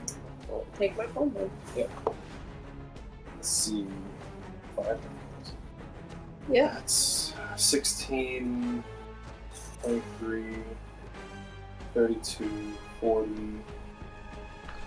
And then for your character. Hold on a second. Hold on a second. Hold on a second. What? Legendary resistance. If Vecna fails a saving throw, he can choose to succeed instead. After we did all the damage too, you're just gonna. Wow. That. That's why I'm reading. That's why I'm going through it.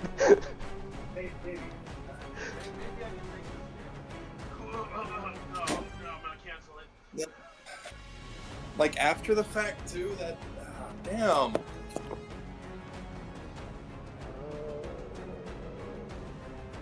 What's the total damage? Wait. Legendary resistance. He's not resisting anything. He's using his own spell. If So that Vecna wouldn't work with fails a saving throw, he can choose to It's not a succeed saving instead. throw. The moonbeam? No, it's scorching ray. Scorching ray? Yeah, it's an attack. It's an attack. It's not a saving throw. Okay, that's fine. I'm just going through the options that he has available. I don't want to miss anything.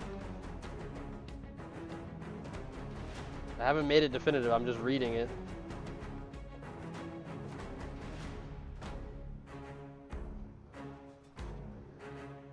Shit.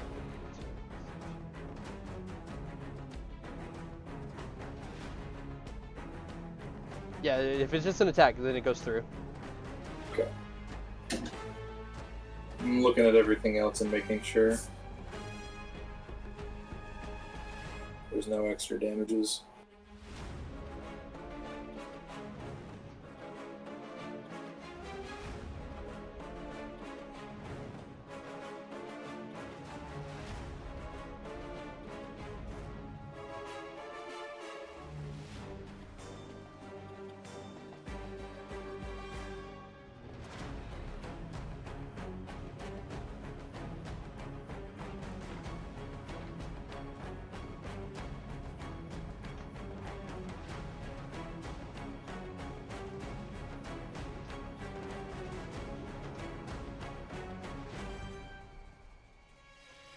Okay, I don't see any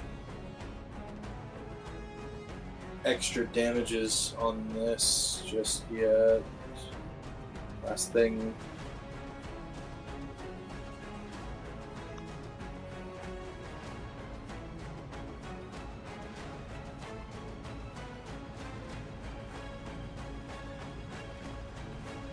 Yeah, no. It's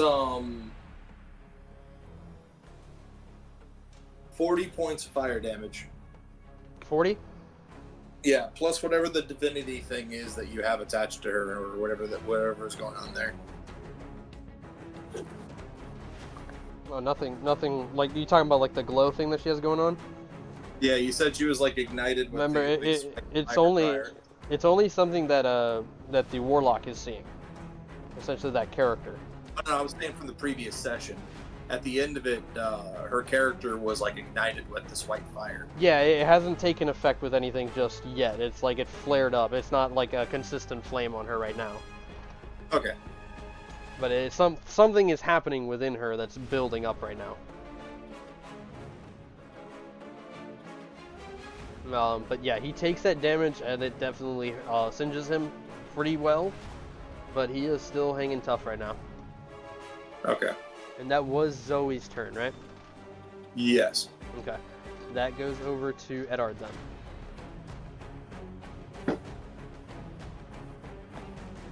And I would say like that they're kind of just like still staring at Zoe after seeing like the whole thing on their chest.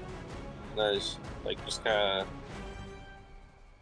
almost as if in realization of something. It's just like, just none of this matters. None of this matters. But you have to make it as long as you can. I'll buy you some time. I'll buy you some time. And he's gonna. Spirit shroud.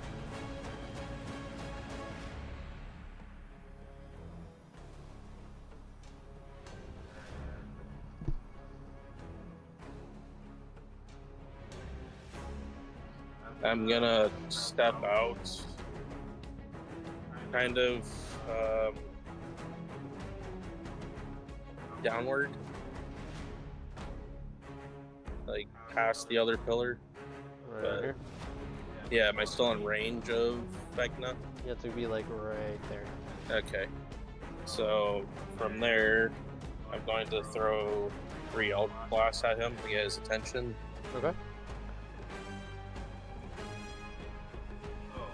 Well, I mean, he's pretty aware of everybody in the room right now. Oh yeah, but also that was a bonus action on the Spirit Shroud, by the way, just so you know. Nice. Okay.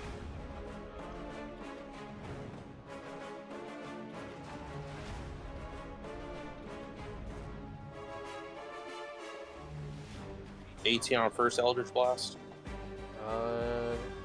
18 just hits. Or no, misses. Just misses. Yeah, just misses. And then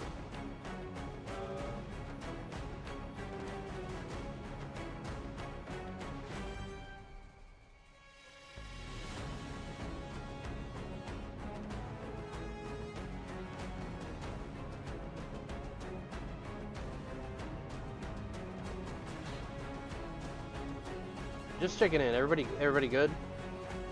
Yep. Ben, Zoe, LeFay, everybody good? Second Eldritch Blast.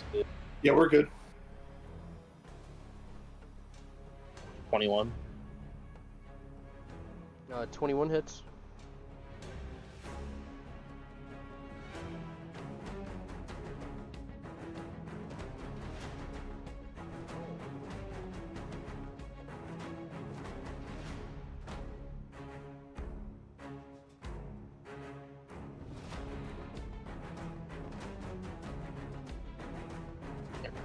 So that's 5 force damage.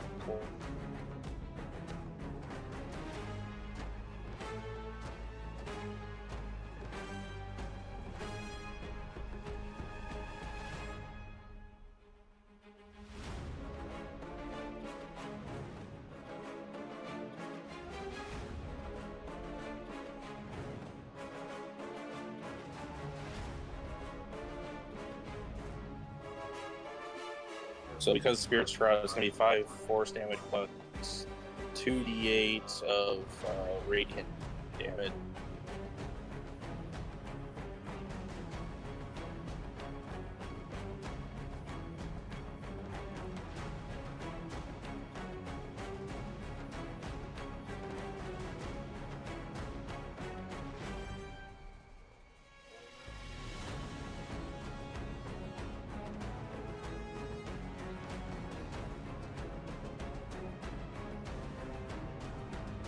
So that'll be another 10 radiant damage added to that.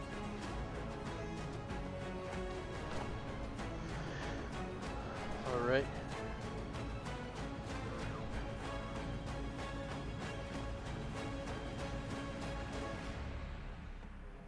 What, the app? Yeah. I need to grab my charger before it dies.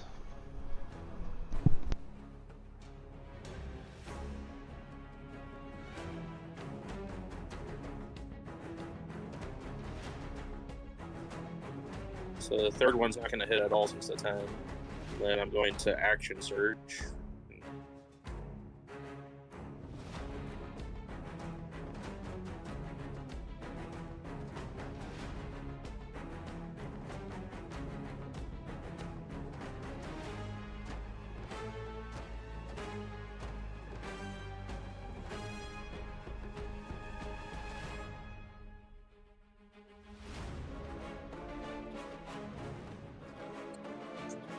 25 to hit.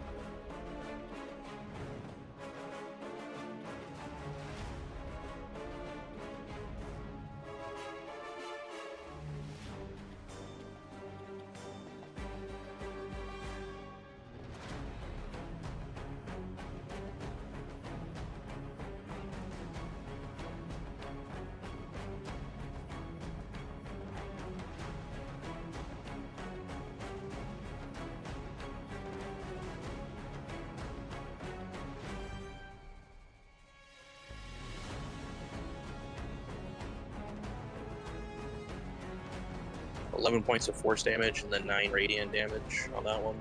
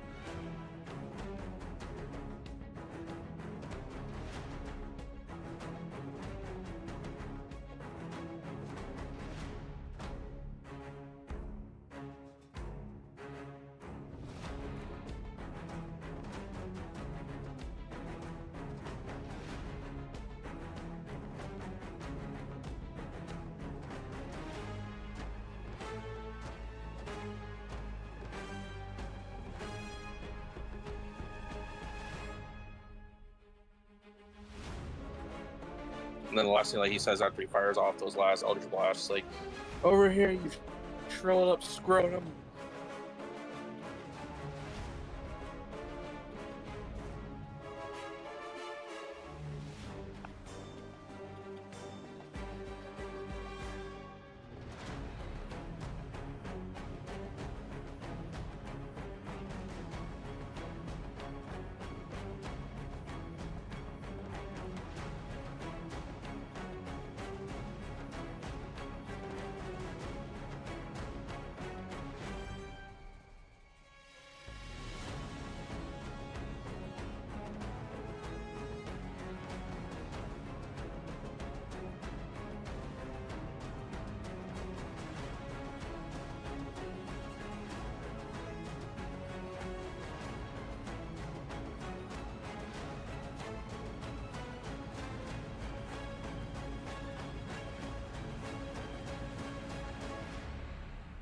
So is Vecna just an eldritch scrotum? Did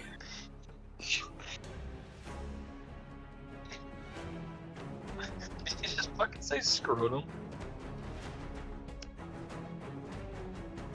Please tell me I heard that right. Yes, that was me. I said that. Why are you talking about Edard's dick like that? Bro. Alright, guys, come on. Leave it alone. I'm just saying, it's funny. I've got a shovel. Alright, Fen, it is your turn. Okay.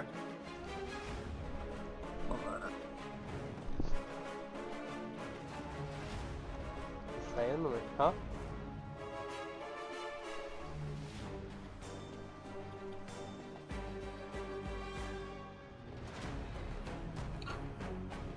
I think in this situation, I'm going to use the only rage I have.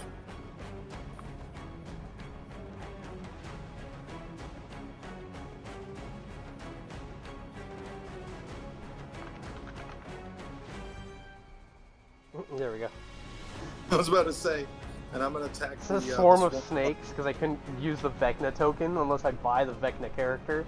And I'm using the Vecna character right now, so I don't know why it's not letting me just use the token. It's so weird. Alright, sorry Fen, what are you doing? I'm using my rage. Alright, rage. And moving right up to Vecna. 10, 15, 20, 25, 30, 35, 40. You said he's about 15 feet into the air, right? Well, he's closed the gap. He's like right in Hugh's face, like near the ground. Like maybe he's hovering a couple inches off the floor. Okay. I'm gonna go in for my attacks. So going up to him. Mm-hmm.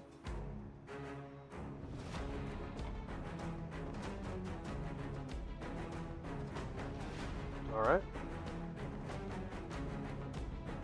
Come to avenge your brother, or will you join him?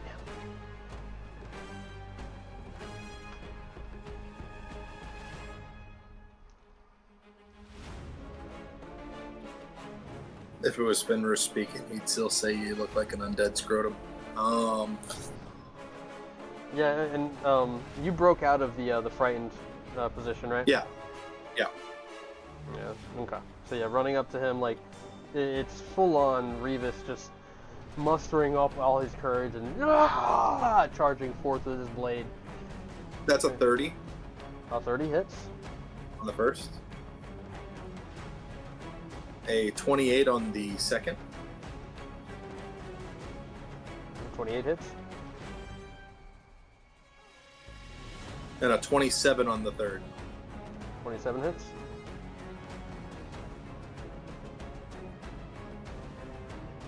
Don't have that.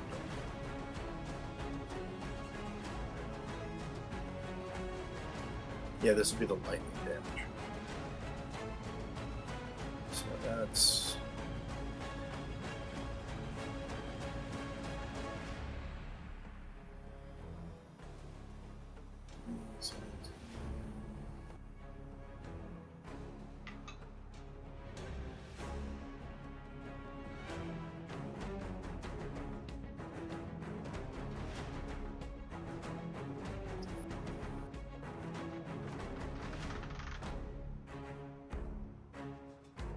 That's 54 damage.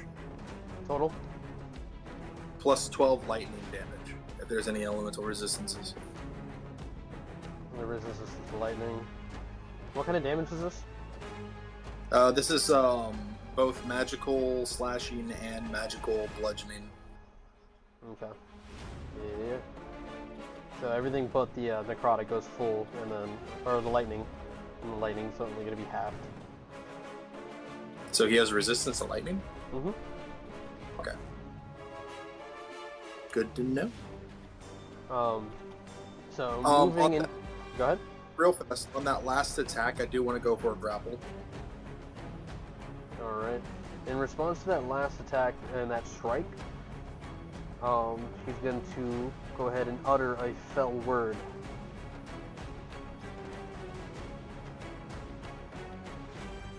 And that's going to be...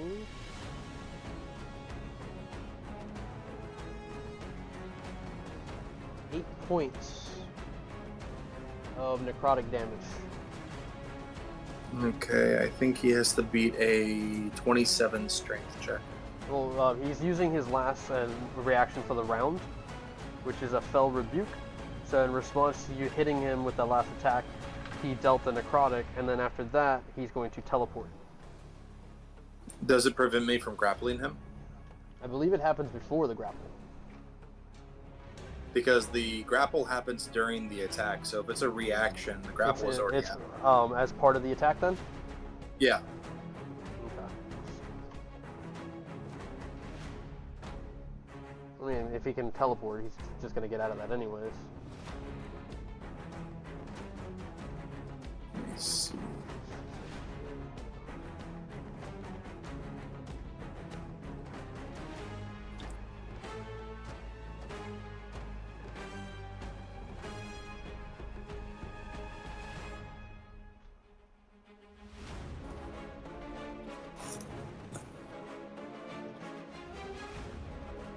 Yeah, it doesn't specify like if he's restrained or anything like that.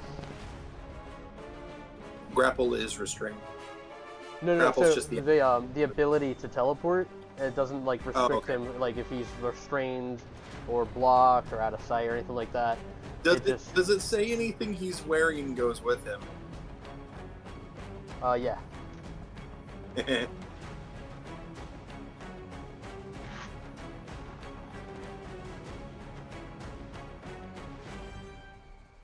He is wearing anything he is wearing or carrying. So if I have him grappled, would that include me? He's not wearing you, and I doubt he'd want to carry you. Like, I think it has to be like the willingness that he has. So it's definitely he's with you. All this stuff. He gets struck by Zoe. Sees you coming at him, gets hit a couple of times, grappled, rebuked, teleports out of it. Okay, and how much damage was that? You did like 55 points. No, that was 8 points of necrotic. Nice. How much? 8 points of necrotic. Okay. And he's just gonna teleport right here.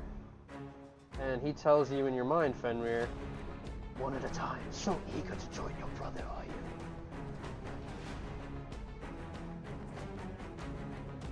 Just like curiosity, how's Vecna looking? Vecna is looking damaged, but not bloodied. And that's your turn, Fen? How much movement did I use? 5, 10, 15, 20, 25, 30, 35, 40, 45. Okay. I'm going to move right back in front of him and make a fourth attack as a bonus action. So move up to here? Yeah. Alright.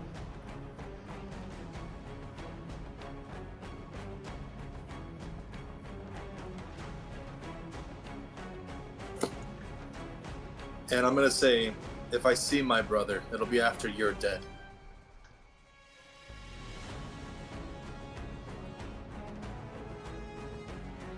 Your brother is there. Don't you see him? Oh, Revis. Come so far. That's a natural 20. And you smack him in the face for talking shit.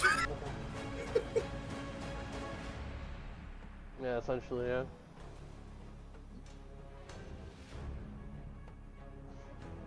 The 18. Oh, I forgot. I keep forgetting this.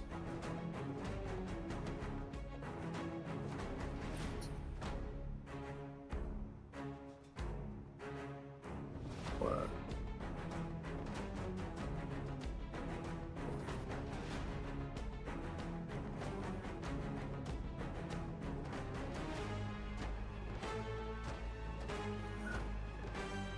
So.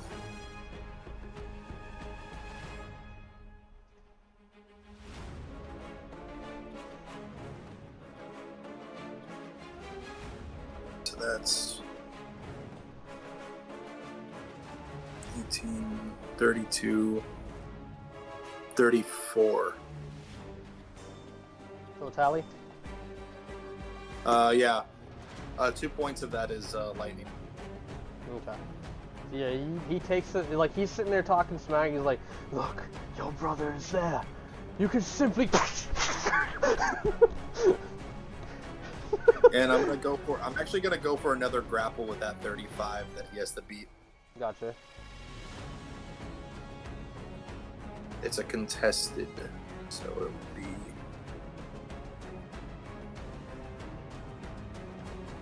I think that would be his acrobatics.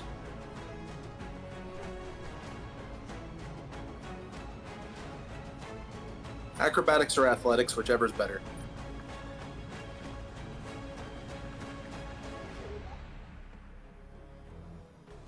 What would you call this? Contested, not a saving throw. It's a check.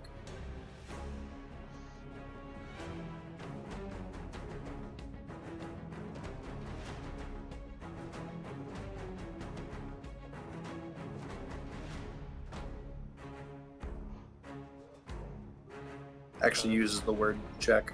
Athletics or acrobatics, you said? Yeah, whichever one's better to escape.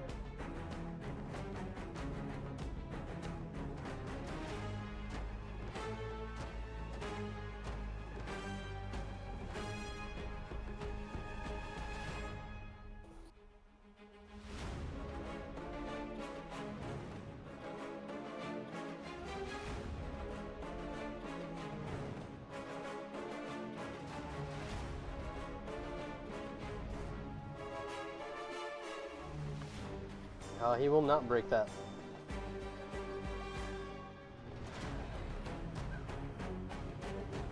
Okay.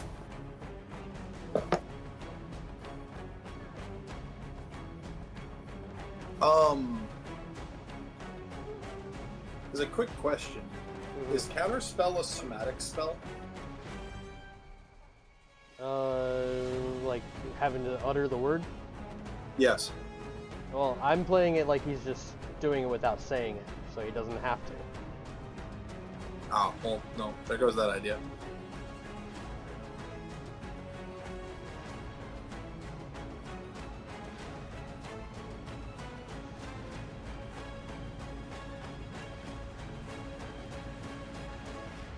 Gotcha. Okay. And that's your turn? Yeah, that'll be my turn. It was the smack and then the grapple, and he's just like, ah, you know, just growling in your face. And, kind of yelling out.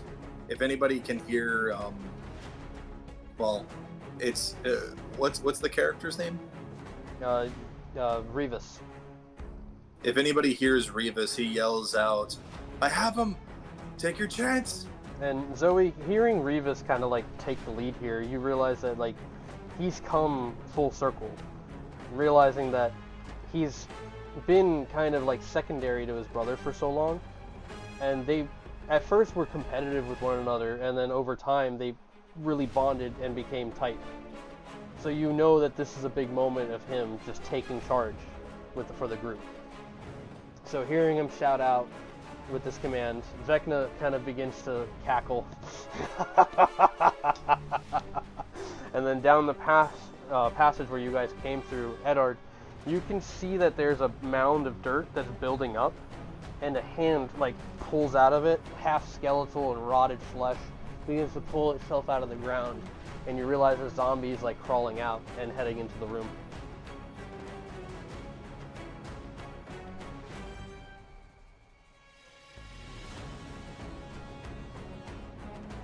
And then from there, we go to the top of the order. LeFay, in this hellish landscape, standing upon a round altar, this arena-like moment, you see the ground is splitting and the earth around you, and hellish creatures rise out and fly off in different directions. The bloodstained warrior is just staring you down, ready to fight. What do you do?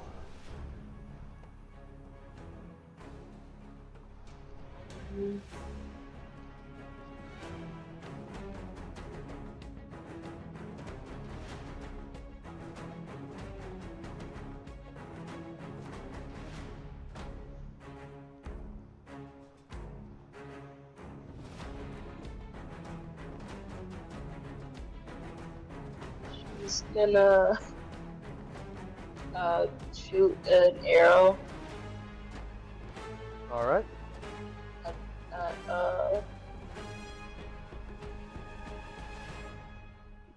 She's gonna shoot an arrow. Sorry. You're good. So, seeing the arrow coming. 25 to hit.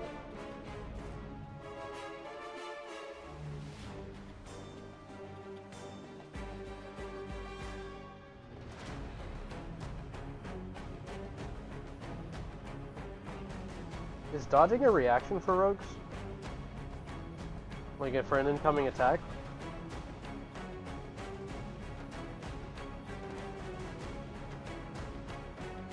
It should be. Sorry, I just don't remember how it works exactly. It's a 5th there it level ability. Give me a second. I got it. D&D Beyond, guys. Uncanny dodge. You see the dodge action, it's an action. Hang on. It's called the Uncanny Dodge. That only halves the damage, so that's fine too. It's still really good. Yeah. So what was the attack again, LeFay? Shooting an arrow. Okay, go ahead and roll the attack. It's 25. 25 hits. To hit. Yep. Alright.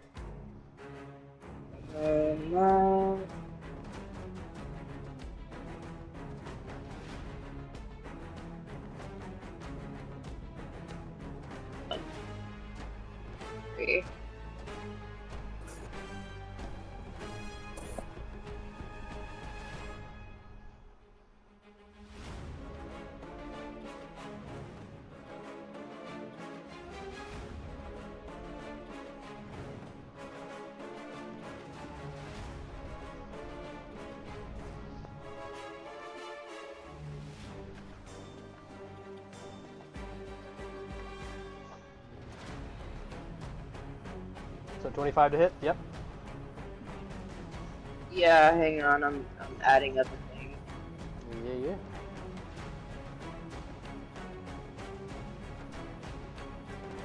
21 points of damage.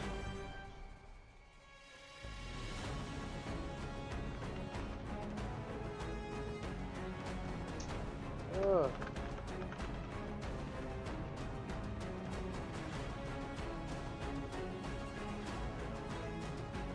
So they're standing there, they see you as you draw and you shoot. The arrow goes like straight through their shoulder and you see a blast of blood go out with the shot. And she just looks at you like absolutely pissed. The veins like around her eyes like sharpen and just kind of like bulge a little bit. And then what do you do?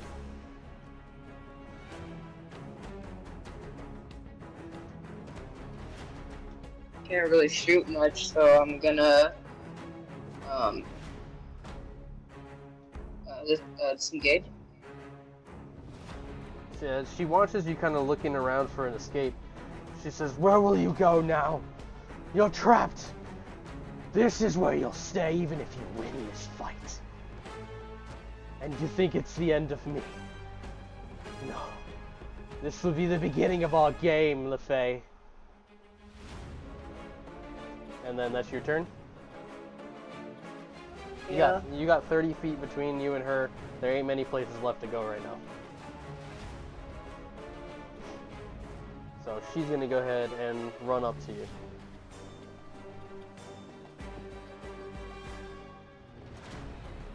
Uh, 24 to hit. It's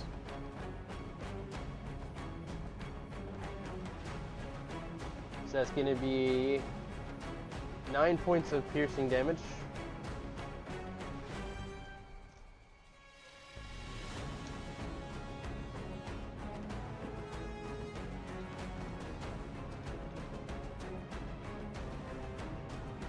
And then 16 points of fire damage.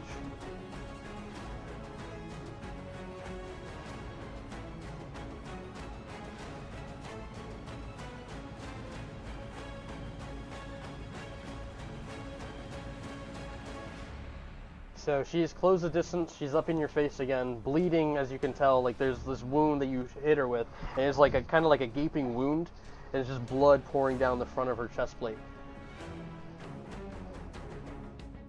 But as you did strike her, and she made her approach, you realize that it's almost like your surroundings. There's like this kind of like translucent walls surrounding you, and it seems kind of familiar. If you want, you can make a perception check to try to like maybe gauge it as you're in the middle of this fight.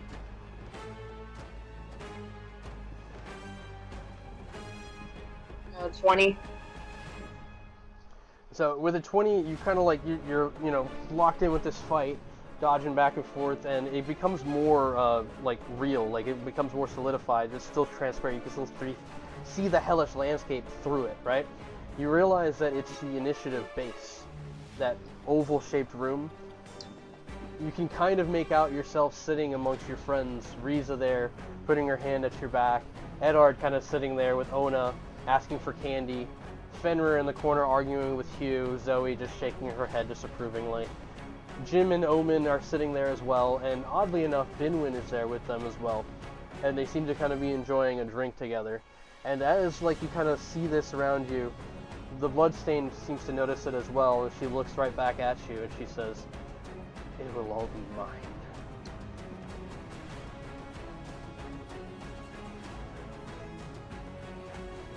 And then from there,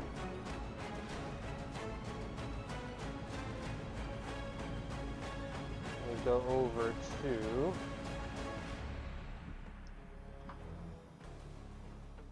Vecna himself.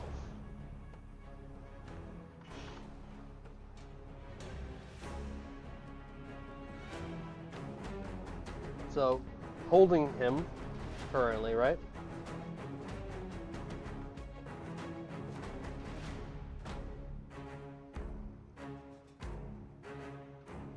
Yeah.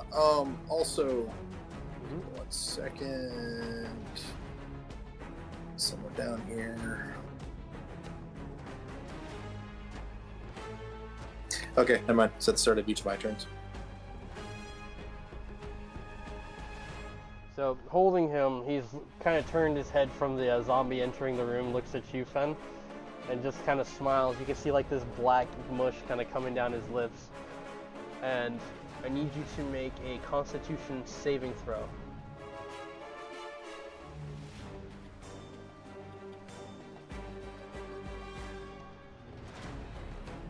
25.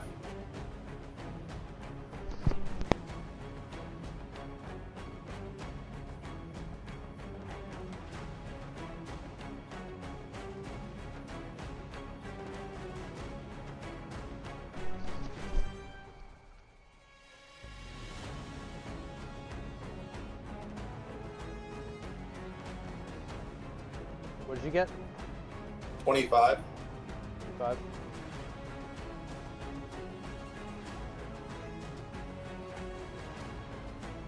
Alright, so you save. I'm going to take half of this damage.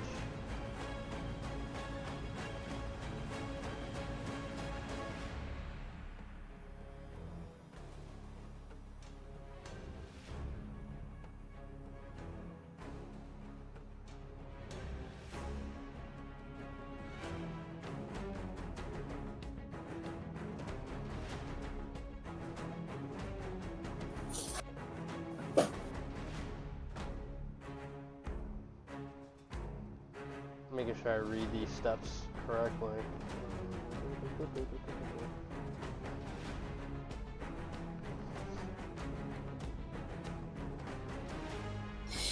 So that's going to be 68 points of necrotic damage. I take half of that? No, that is half. Ooh.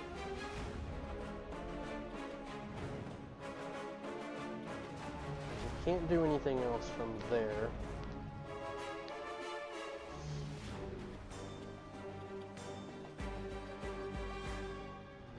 Strained his arm, so he can't fiddle his way out. I'm really low. What's your HP at? 2. Shit. 7. Huh? Uh-huh. Cool. And then Hugh, you're pretty low too right now, right?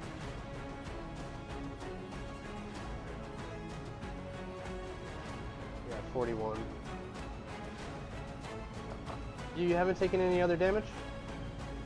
I've taken damage 4, but then I healed up and then took that last bit of damage from the last one. Gotcha. Okay, so he can't do a follow-up attack. You're restraining his arms, but he can go ahead and bonus action. Same thing here, Fen. Anything he's wearing or carrying. So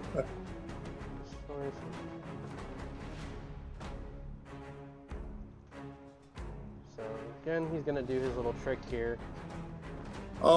As a reaction towards him attempting to teleport, seeing that I've seen this before already, can I try to snatch the dagger off of him? That shit mine. Make the attempt with disadvantage. What do you want this to be? And also, let me read on the dagger as well, because there might be things restricting it from being taken that easy.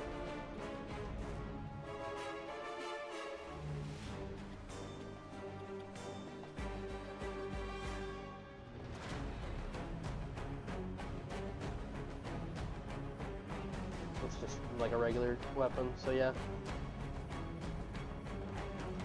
So dexterity check to try to like snatch it. Okay.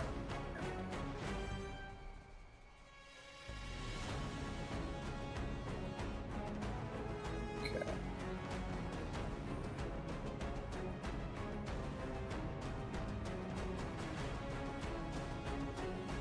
That's an 8. I guess he has to beat an 8.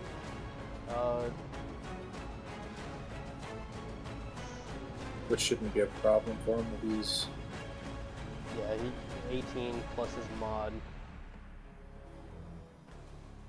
That's in at 22.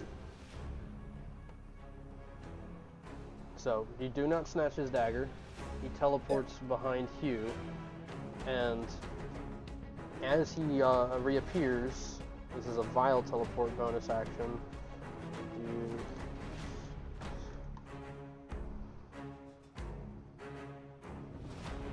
That's going to be 12 points of psychic damage on both you and Hugh. Yeah, I'm down. And as he does this, Hugh, you realize that his flesh begins to kind of regenerate. And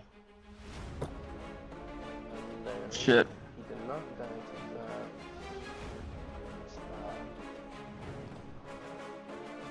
From there...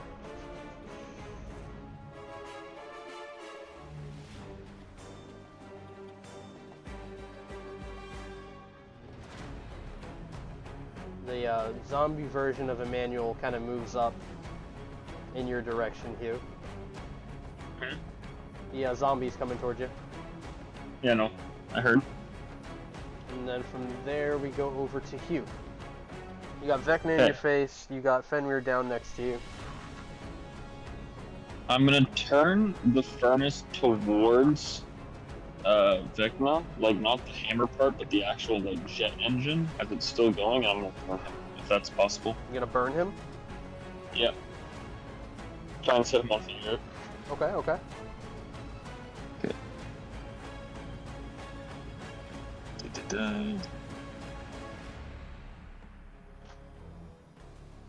How does a 32 sound? To hit, yes, that does hit. Okay. What should I roll for fire damage then? Like just straight fire damage, because it's not bludgeoning or anything. It doesn't have Give its me, own damage stats, so... The fire, it's basically just... Yeah, I mean... I didn't put fire damage on the weapon. Yeah. Should I just roll Searing Smite then for that? It'd be a 1d6? Or like times that a couple times? Just do maybe like 2d6 fire damage. Okay. It's like for getting burns, typically like a d6, you know, for like one flame.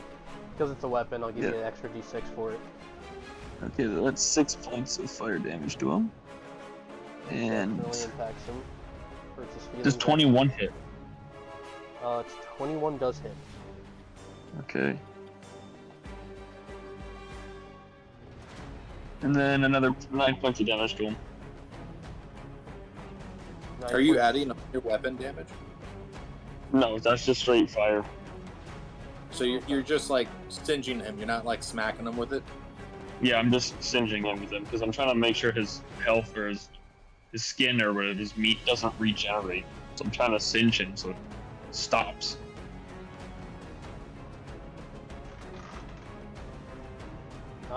So is that your attack? You know what? I'm also gonna action surge, and then I'm gonna just swing the hammer at him this time. I'm gonna say in response to that first hit, he's gonna go ahead and deal another attack on you. So it's 12 points of necrotic damage that's striking to you, and then he's gonna just teleport over a little bit. And I'm gonna say he's gonna hover around 15 feet above your head again. Okay, then I'm gonna throw the hammer. It's 26 hit. 26 hits. Nice. And then there's the same thing as 2d6 you want me to roll? Yeah. So that's 19 points of damage for the first hit, and then the 18 doesn't hit, correct? 18 does not hit. It just misses. Okay. Okay. Then I end my turn.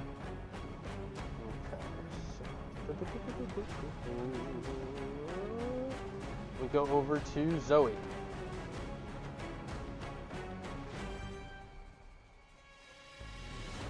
You're up, love.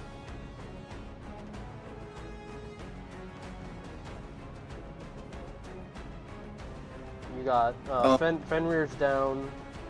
Emmanuel's been turned into a zombie. Hugh is between the dead body, the zombie, and then Vecna on his other side. So he, with Hugh there, it's kind of like giving you that, you know, you can see the other guy. It's not, you know. I'm know what only I mean? unconscious. I'm not dead.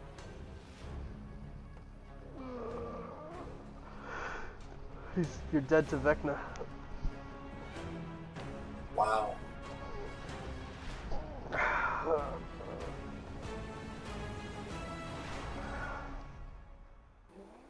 You should. I would cloak. She's cloaking. Cloaking? Yeah. Okay. So you can add like whatever you're wild. Is that one of our modded abilities? That's the branded fire brand of the fire aspect. Gotcha. Yeah. So as she's doing that, you, or phone book, he starts to feel this emanating presence growing nearby. I would say even the cleric is starting to notice it. AKA Hugh. I'm assuming this radiant light.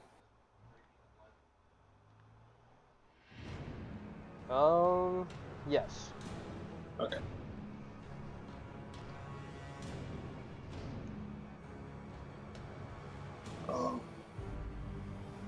You cloak, so the spell you have, go ahead and cast it.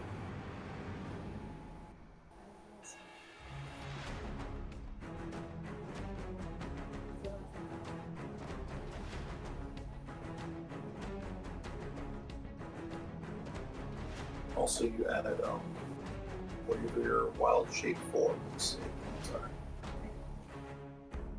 It's temporary ones.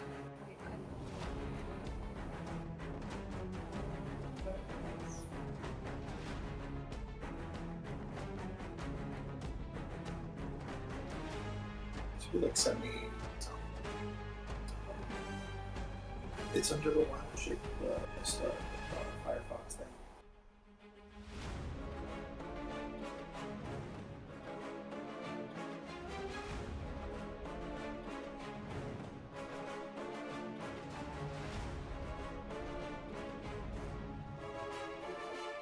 Yes, that thing.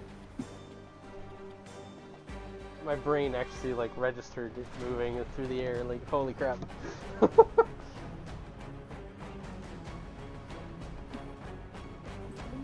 75. Disgusting. That's it. It's confusing because it doesn't say it.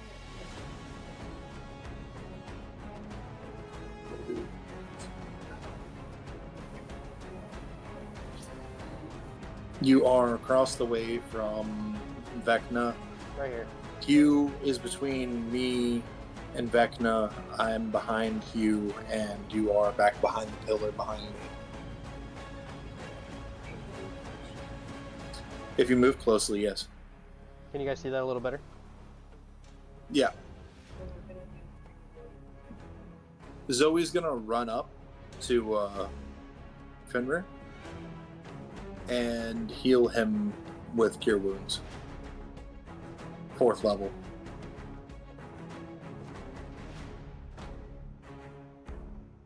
Vecna will react to this. Had a feeling. So yes, counterspell level 4, it just fails.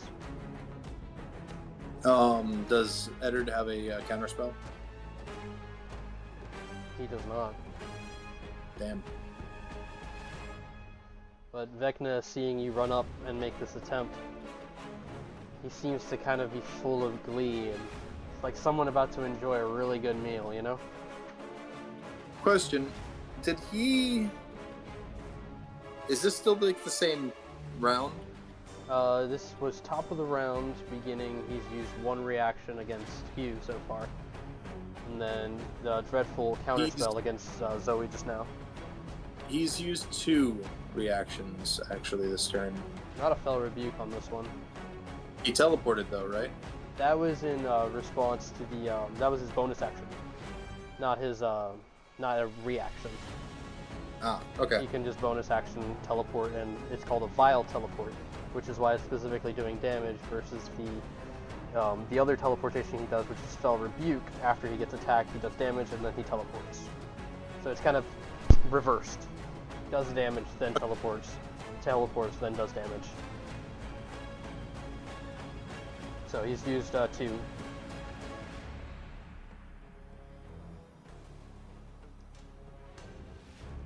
Okay.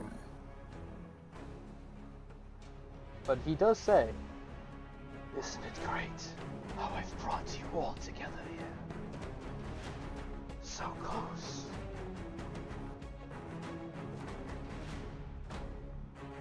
I just like staring at you.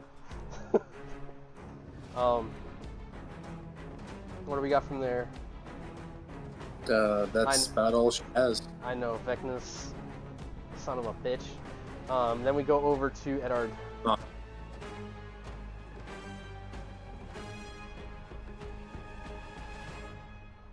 I forget. Am I still afraid? We have gone through. At the end of this round, the frightened effect should be gone. And Zoe, did you break out of that? She would have been unconscious actually. So yeah. So that broke it. Yeah, you're good. You're good. It doesn't matter. At this point, you've already moved. You've done that. I've canceled and gone pretty far. So I'm going to do, since I'm still afraid right now, I'm gonna throw some Eldritch Blast at that zombie close to me. This one? Okay.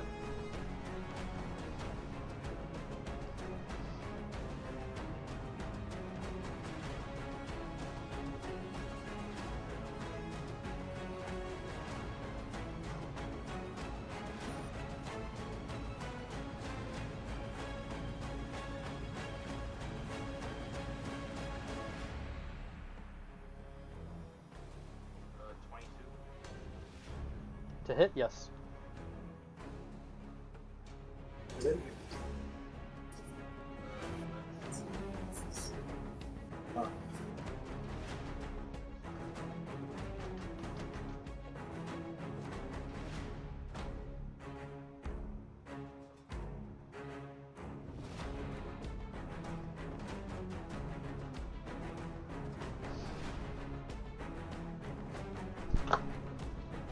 Can't do anything. Ineffective.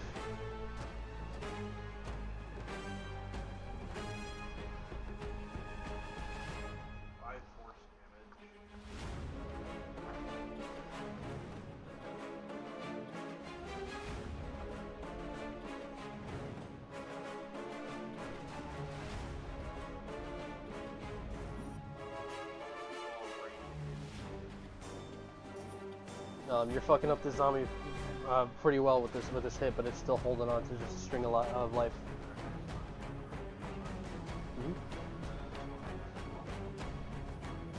Believe it or not, it does. Yeah, it's mostly bones and... Yeah, that completely annihilates it alone. The force damage alone.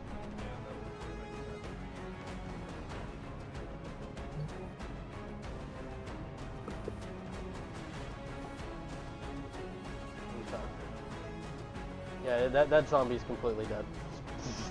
Out of existence. Alright. And what's the other zombie doing?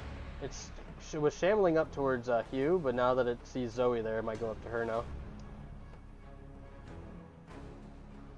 I'm going to fire the third Eldritch Blast at that one. Alright.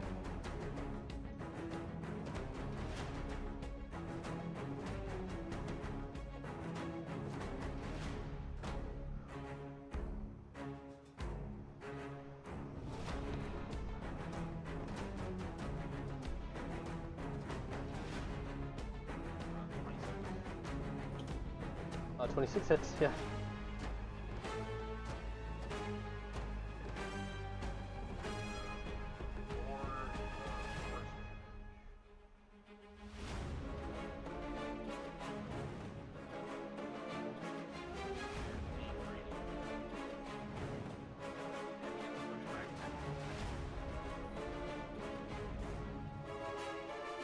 Again, kind of holding onto a string of health. You see like bits and pieces of the original owner's armor scatter off as you impact them, and like their attention kind of like turns in your direction.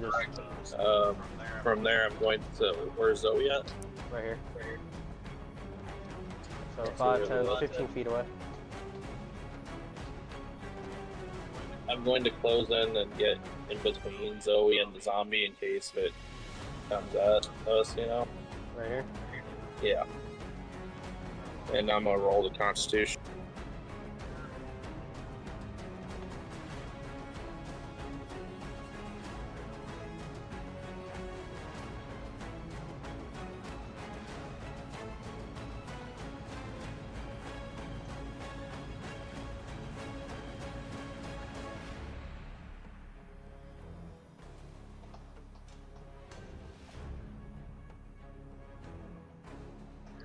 Dirty 20? It does not pass. Oh, you actually wouldn't even be able to move in that direction because he's got you frightened. Where's he at? He's right here. I'm not moving toward him. Is there a certain distance I have to keep from him? It's like if he's there, you can't willingly like go anywhere close to him. Instead, you have to keep going away from him. Yeah, but like what? How far is the distance I would have to stay away? It's not about how far to stay away. It's just as long as he's within sight. You're frightened of him, so you can't willingly go toward him. So. And actually, you guys supposed to have disadvantage on your attack rolls, but I haven't been pushing that. Oh fuck. All Yeah, right. I haven't been pushing it on anybody. You're good. No, I'll go back to where I was. Yeah. Okay. Like right around here. Yeah. Okay. And bonus action, Echo Knight, to go where I was gonna go. Okay. Nice.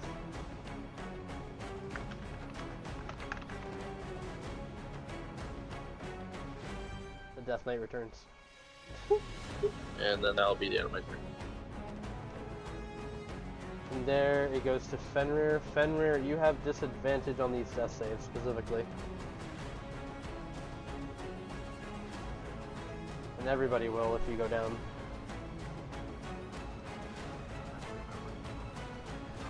I got you. No, you don't have to on the attacks now because I haven't implemented that the whole time. I had mentioned it, but I didn't enforce it, so at this point I'm not going to be like, disadvantage on your attacks. Sorry. It's okay. No, that's on me for not remembering.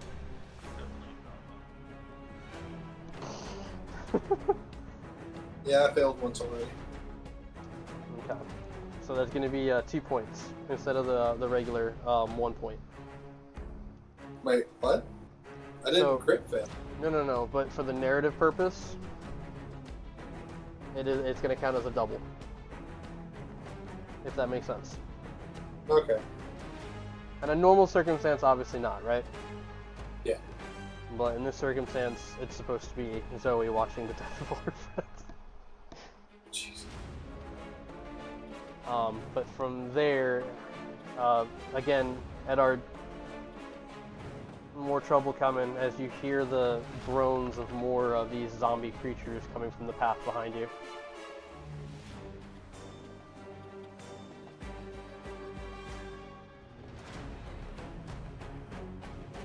And Zoe, the thing is about these undead creatures that are coming through, some of them are like from like recent areas that you guys had encountered, just creatures that you guys have killed in the dungeon.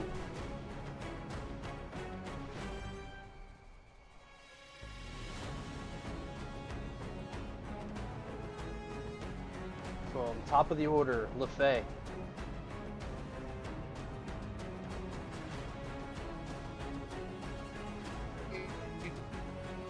It is your turn, face to face with yourself.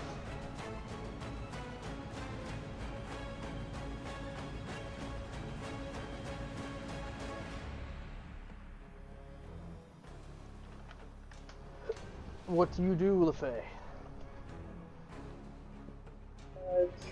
Another arrow. Well, she's gonna like, since she's like right in front of her, she's gonna like move away so that she can shoot her.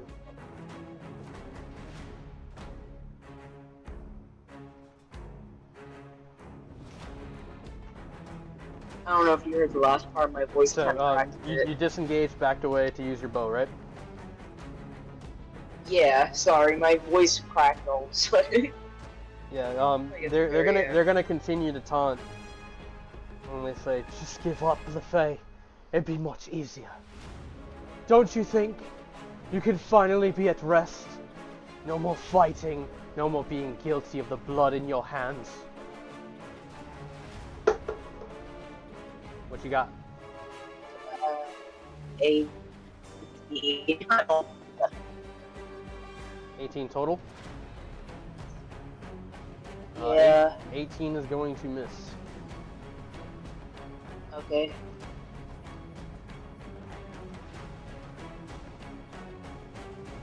There's no, like, when that happens, like, there's just, like, completely trapped.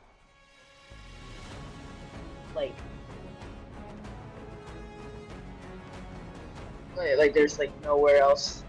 She has you locked on this in this fight right now. There's no hiding spots even for her. Yeah. Okay. Can't really do much except, like, disengage or like move around. You've already disengaged and backed away, and then took an action to shoot. Yeah. So I mean, you're as far Yes, away but... as you can be possible. So the arrow like flies past her. She just shakes her head. This is it, LeFay. Are you ready to meet death?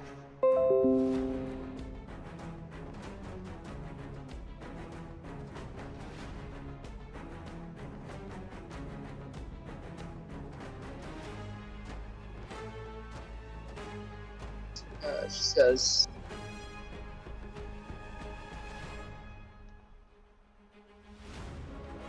not ready.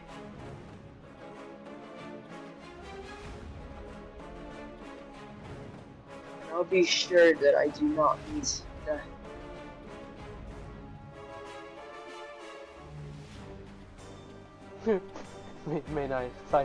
May thy knife chip and shatter.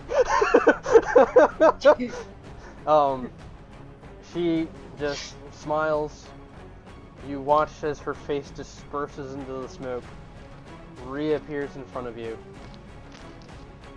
and she hits you with a crit. Crit hit.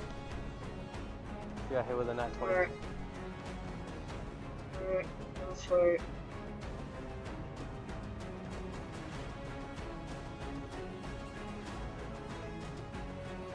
That's going to be 20 points of piercing damage. As the blade goes straight into your gut. And she stares you in the eyes.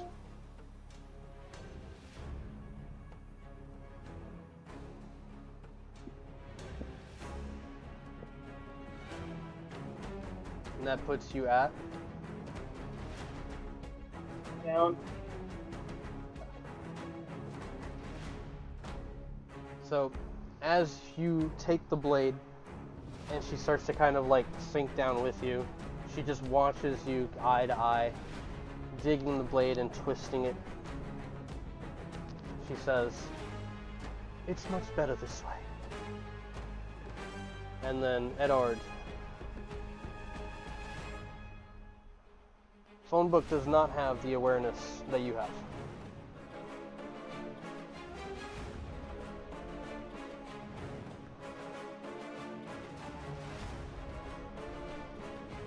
Does a 26 hit you? I mean, you're ace.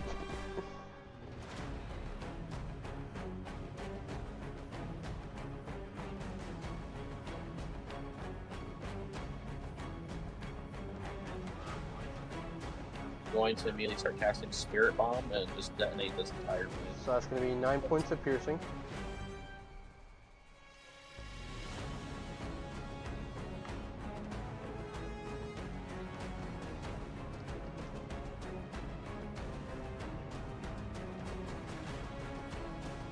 $25 points of fire damage. 25 points of fire damage.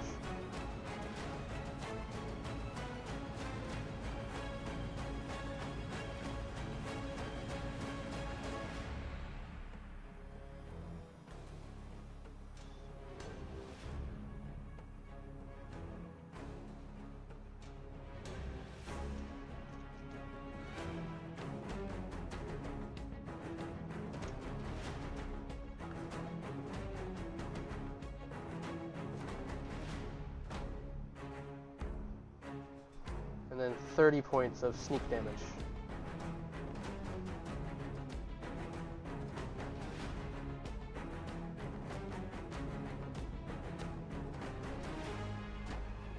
So, Zoe.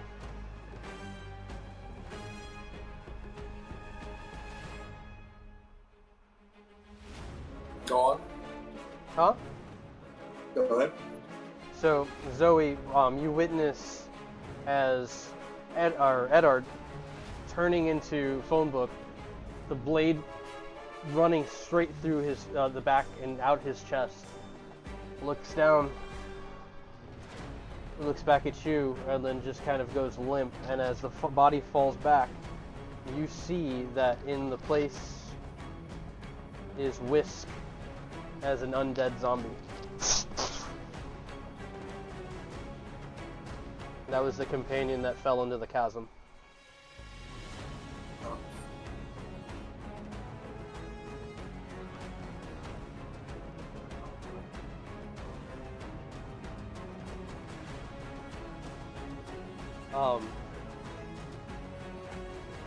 From there, Vecna will take his turn. And looking over Hugh and Zoe, he says, "What else is there to do?" And you see this shimmer of black begin to spin around him.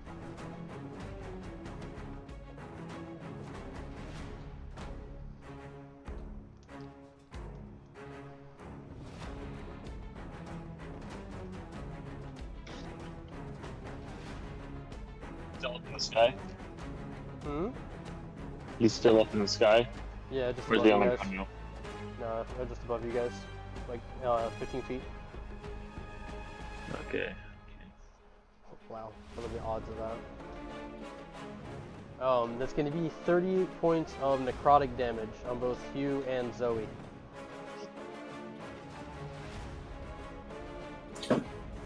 Hugh is down.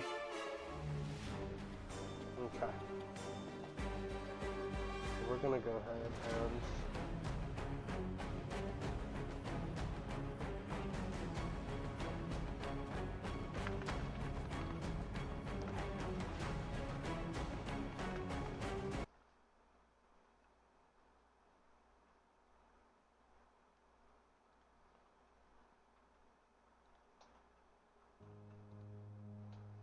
So,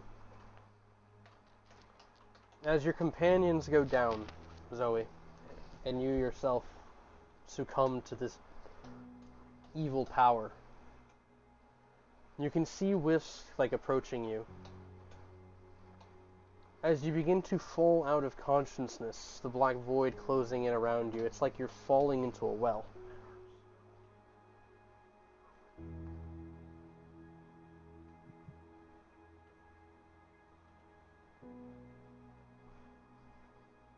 You begin to fall back, right? Along with you, you see that all your other companions seem to be falling within their own wells around you. Drifting and falling in this darkness. Not the faces of the companions of the adventurers that you'd gotten to know, but your true friends, right? Also, is Zoe here or am I talking to the void? You are talking to the void. Ah! I'm just kidding. No, she's here. She's listening. So, as you're kind of seeing this, in your mind, you know that this has been an envisionment, a big practice, right? Yes. I need you to make a wisdom saving throw.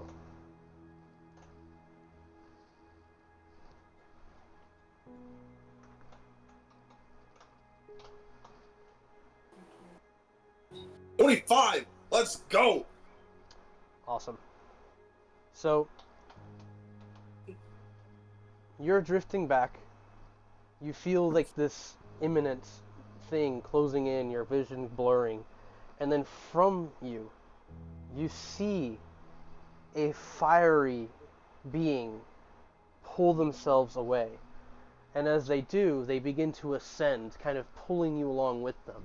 And you realize that the person that you were emanating, this Aurelia, seems to have engulfed herself in flame and is rising straight up from the well, carrying you and all your companions who change into their former selves, their vision of her own companions returning.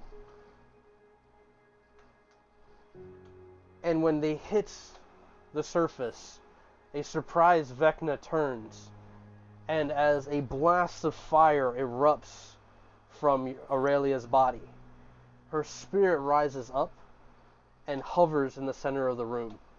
Vecna, cowering at this power, this celestial being that has risen before him. Your companions revived.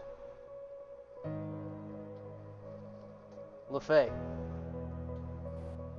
you're laying there. The room around you kind of solidifying, and you're realizing that you're back inside of the tunnels. It's not a hellish void, it's just a tomb, empty and vast. You can hear the footsteps of the assassin, LaFay, the bloodstain, the fake, walking away from you, seemingly happy with themselves. The life force that was leaving you, you feel some strength return to you, you feel some hope. Stab And that Zoe, bitch in the back. And Zoe, as you're watching this happen, this being floating above you, you feel this connection to them, this eternal thread of many others who have gone into this path, have chosen to do what she chose to do in this moment. Her companions revived, Whisk kind of snapping out of it, her skin going back to normal, the undead surrounding that had been revived, catching fire and finally letting their souls rest. Emmanuel on the ground, still dead, begins to awaken. But as Phonebook realizes what happens, he cries out, "No! You didn't have to do that, Aurelia! It was simply meant to be! You don't have to." And Aurelia, looking down fondly over her friends, says that she loves them all. And that she truly meant it. That she would do anything for them.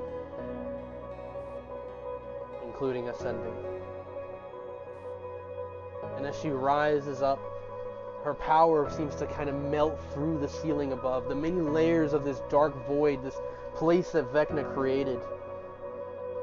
And when light bursts through to the chamber, her companions rise, grabbing their weapons. They look up at this Vecna, and they all charge forth. And as they lay waste into Vecna, one after the other, throwing out blows, him just taking the attacks, fighting back as best he can. Little by little, you are alongside Aurelia, watching over her companions, fondly. You realize that there is a glow about them, unlike something you've seen before, like her strength is resonating within them. And as Vecna takes his final blow, he falls back.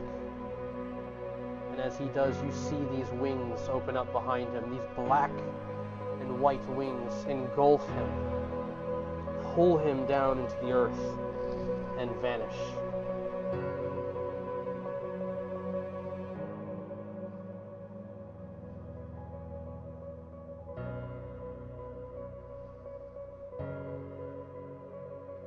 Aurelia turns to look at you, Zoe. Holds her hand out towards you.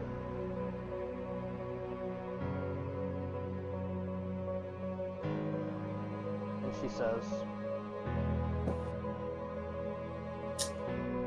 "It is your turn now."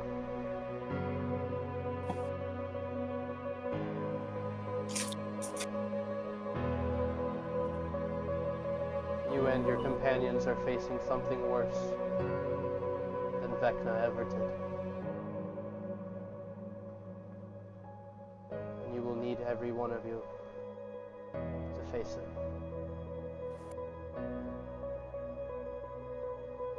And as her visage begins to diminish, that fire kind of becoming this soul, this little light, this orb in front of you, floats towards you and goes into you. You feel this warmth, this strength, this eternal power, something old and ancient. You feel like you almost might lose control just getting it. But your will is strong. LaFay, make an attack with advantage.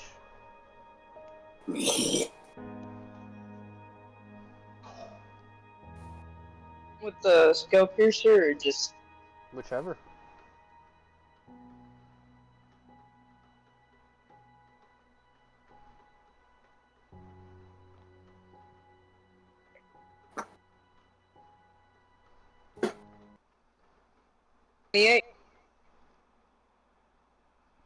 Before she has a moment to react, her footstep.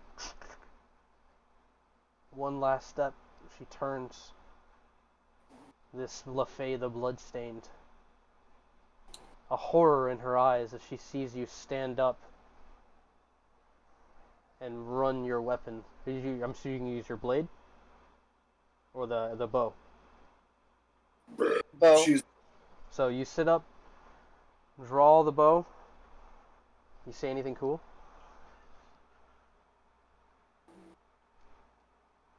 She kind of like gasps because like her stomach's hurting. She's like, that's right. And she lets go of it. The arrow flies forth, powerful and strong, striking through the same wound, maybe a few inches to the side of it. She falls to her knees, confused. Impossible. You think this is the end? I already told you your fate is sealed. She falls back, diminishes into a dust cloud. Poof. Zoe, you see, now taking the place of Aurelia, looking down upon her friends. They gather together in tears and joy, realizing that their best friend gave their all to ensure that Vecna did not continue to spread. You begin to descend now, seemingly transcending through different planes of existence, until you find this place void of color. You recognize it to be the very room where you found this old ancient Vecna. He is the one entangled, as he had held wave before. Standing before him, you feel this radiant power, this familiarness. The name comes to your mind. The Raven Queen stands before you. And she speaks directly to Vecna. This will be your place of punishment, your finality, your end. You will know no power, no strength, no love, no worship. This is where you belong. Cursed by my hand.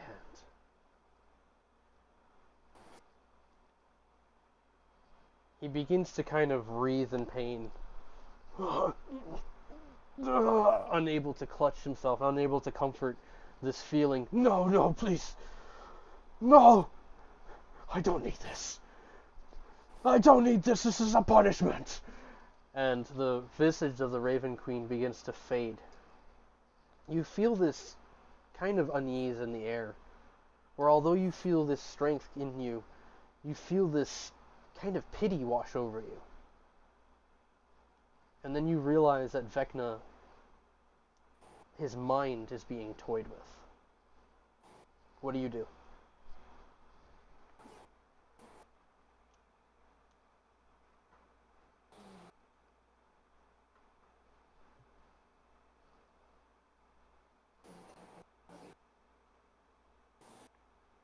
He did. Right. Here. 1 second. You're good, you're good?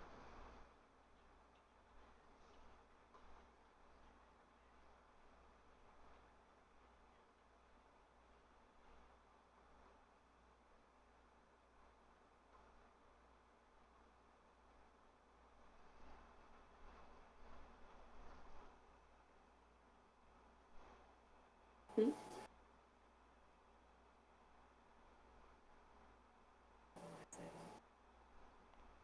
Oh, dang, Ash, you missed a lot. What? You just doing that. I think Ash just got back from the corner store getting snacks. She's like, what I missed? This is the final moment. Or do I just say like It doesn't tell me the timestamp, so I'm not sure. Yeah. How would you feel about the pity towards a creature?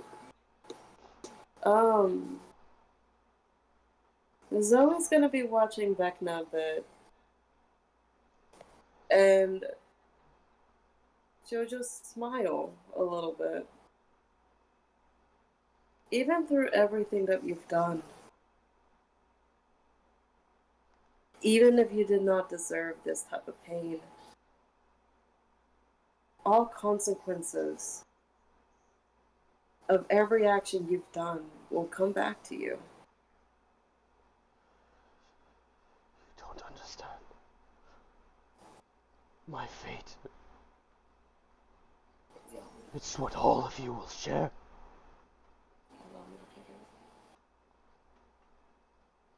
Allow me to forgive you.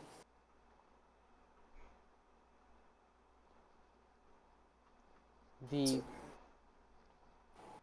visage of Vecna, this encapsulated one, this captured one, still there, staring at you in horror. You begin to kind of like feel this tension rising in your head. And that familiarity of the one before who brought you to these memories. And you hear his voice say, this part is important. And then it's like a poke in the back of your head. You see Vecna suffering in this tormenting flame, followed by another version of him being diminished and charred into nothing. And then you realize that there's an entire, almost like a room in this hellish world of every version of Vecna being absolutely destroyed. Interesting. But it gets worse. As the cries and screams aren't just from Vecna.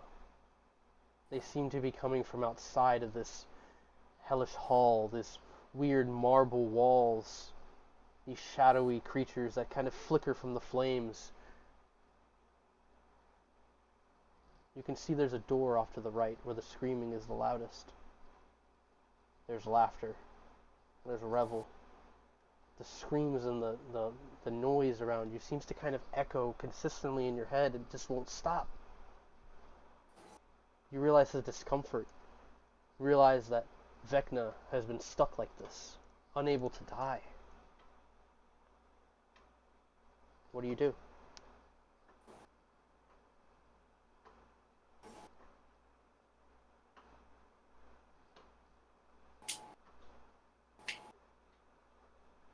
Put the cutter in place and try to end this. Effie? Yeah? Oh, I was like, your video just disappeared. Oh, there, it's back. It's back. Okay. Welcome.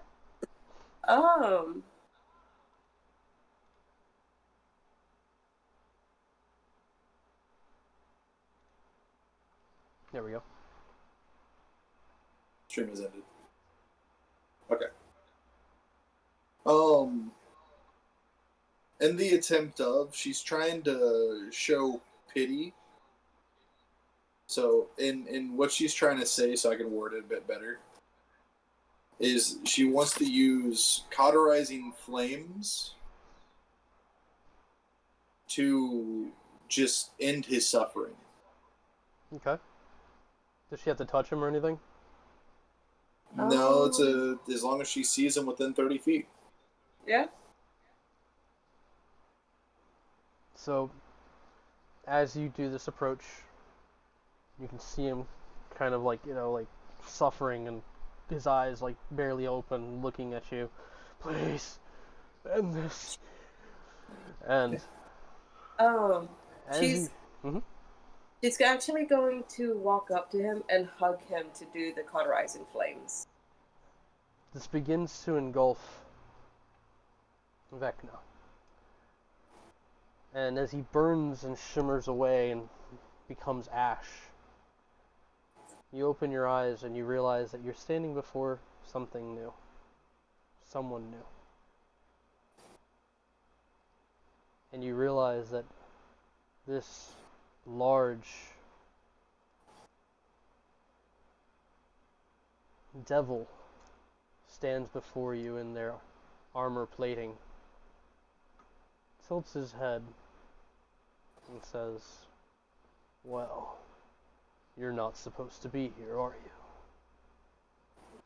And Arzon grabs you by the wrist, drags you across the room, and flings you out the door. And when you land outside of this doorway, the screaming kind of getting louder surrounding you now, you realize that there's a large set of stairs that kind of go on and on and on down to the earth beneath them. And you realize that the screams are coming from hundreds of thousands of souls being tormented in the fields ahead of you. Green flames flicker from what look like these metallic encasings. These hollow screams coming from within. People being tortured on racks of different races and kin, even torturing their own. Laughing and cackling at this world that Arzon has created. He approaches from behind you and he says, "Magnificent, isn't it? Every soul you guys send from your world comes here. So you're the one coming to take my power. I welcome it."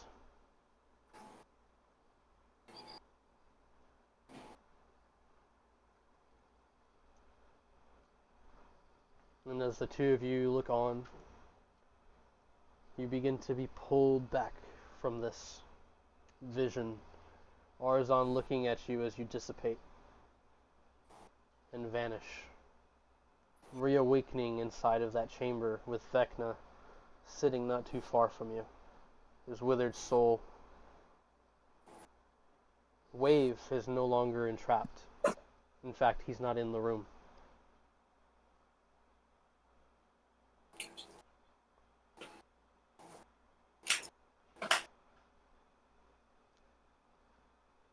Vecna says, "Gratitude for freeing their soul. I'm afraid my own is tethered forever to suffer in this place, as it is not Arzon who traps me here,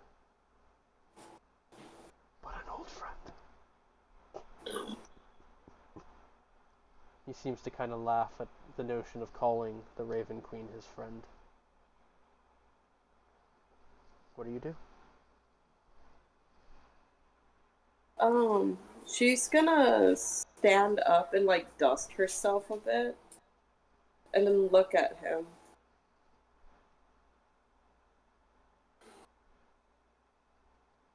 You've been alone here this whole time, haven't you? Time eventually became muddled, and I learned to accept my fate in learning that eventually his fury would come for me as well. Asmodeus and his 9 hells. The potential they have to take over your world could spread to thousands of them. There are not many left in the multiverse that carry my name anymore. And I'm afraid I serve no threat anymore. The desire is gone.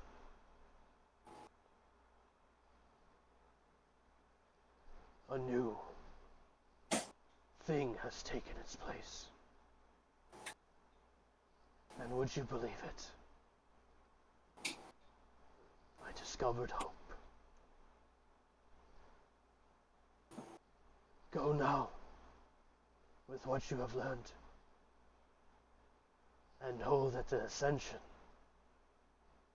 has only begun.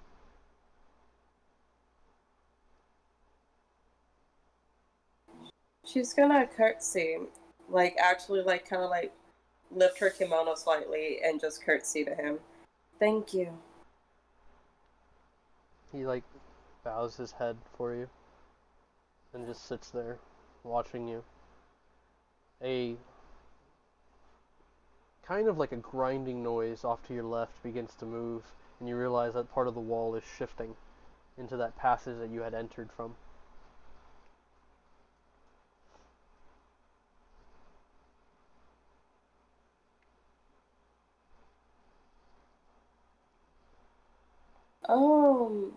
She's gonna remove one of the the cherry blossoms from her tail and like place it on him.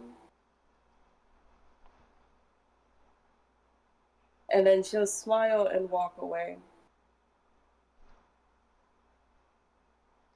As you walk down the path, maybe glance back at him, it's almost like this physical form of him, just taking this and looking it over, he begins to kind of fade away. And the further down the tunnel you go, the translucence turns into nothing. And an empty seat is left in this cold, empty place. Transitioning over to LaFay. You've been making your way through these tunnels for some time now. Having left the blood-stained fight behind you, you now focus on escaping this place. You see ahead of a tunnel, there's a small opening. And as you reach it, you begin to push through. Making it outside, you can hear birds, you can feel the heat of the sun, the morning sun rising. And you realize that you're coming out of the side of a mountain. The one overlooking the town where all the pirates gathered, all the thieves had gathered. And just ahead of you, you see the gazebo. It's still standing there. And knelt by it, you see that Omen and Jim are just kind of with their hands on their head like this. What do you do? Wait, how would they look again? For some reason I still can't see like what you were doing. So they have their hands to their head, they seem confused looking at each other and talking about something. But you can't tell, like, you can only like see them from a distance. Yeah, I would say like you have to cross over like a little over 60 feet to get to where they're at. So Yeah, she'll head over there. So as you kind of begin to approach, you notice that off to the right, where that little house is with the boat, that girl, she's looking right at you with this look in her eye. And you notice that all of her cats are kind of propped up at the windows or on top of the boat, just watching you as you walk by. and head towards Jim and Omen. But there's a subtle eeriness in the air as you get close to them. And you can overhear them saying, I think that's the best plan. We're going to have to send word and let them know. It's the only thing we can do. They haven't noticed you yet. What do you do? She'll just, she'll, like, call out, I'm okay. I'm here. They don't seem to react. You have another 15 feet before you are right up next to them.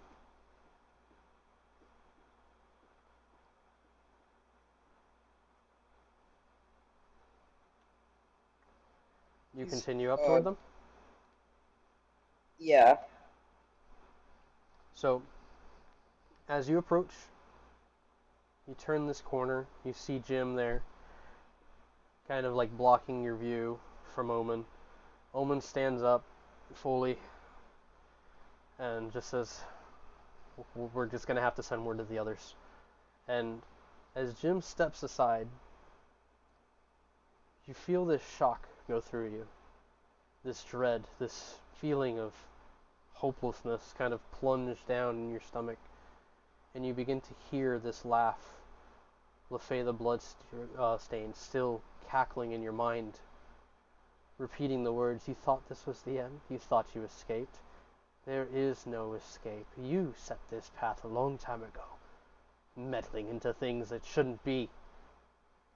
And as you stare down at your own body, you realized you haven't returned yet. And that's where we end tonight's session.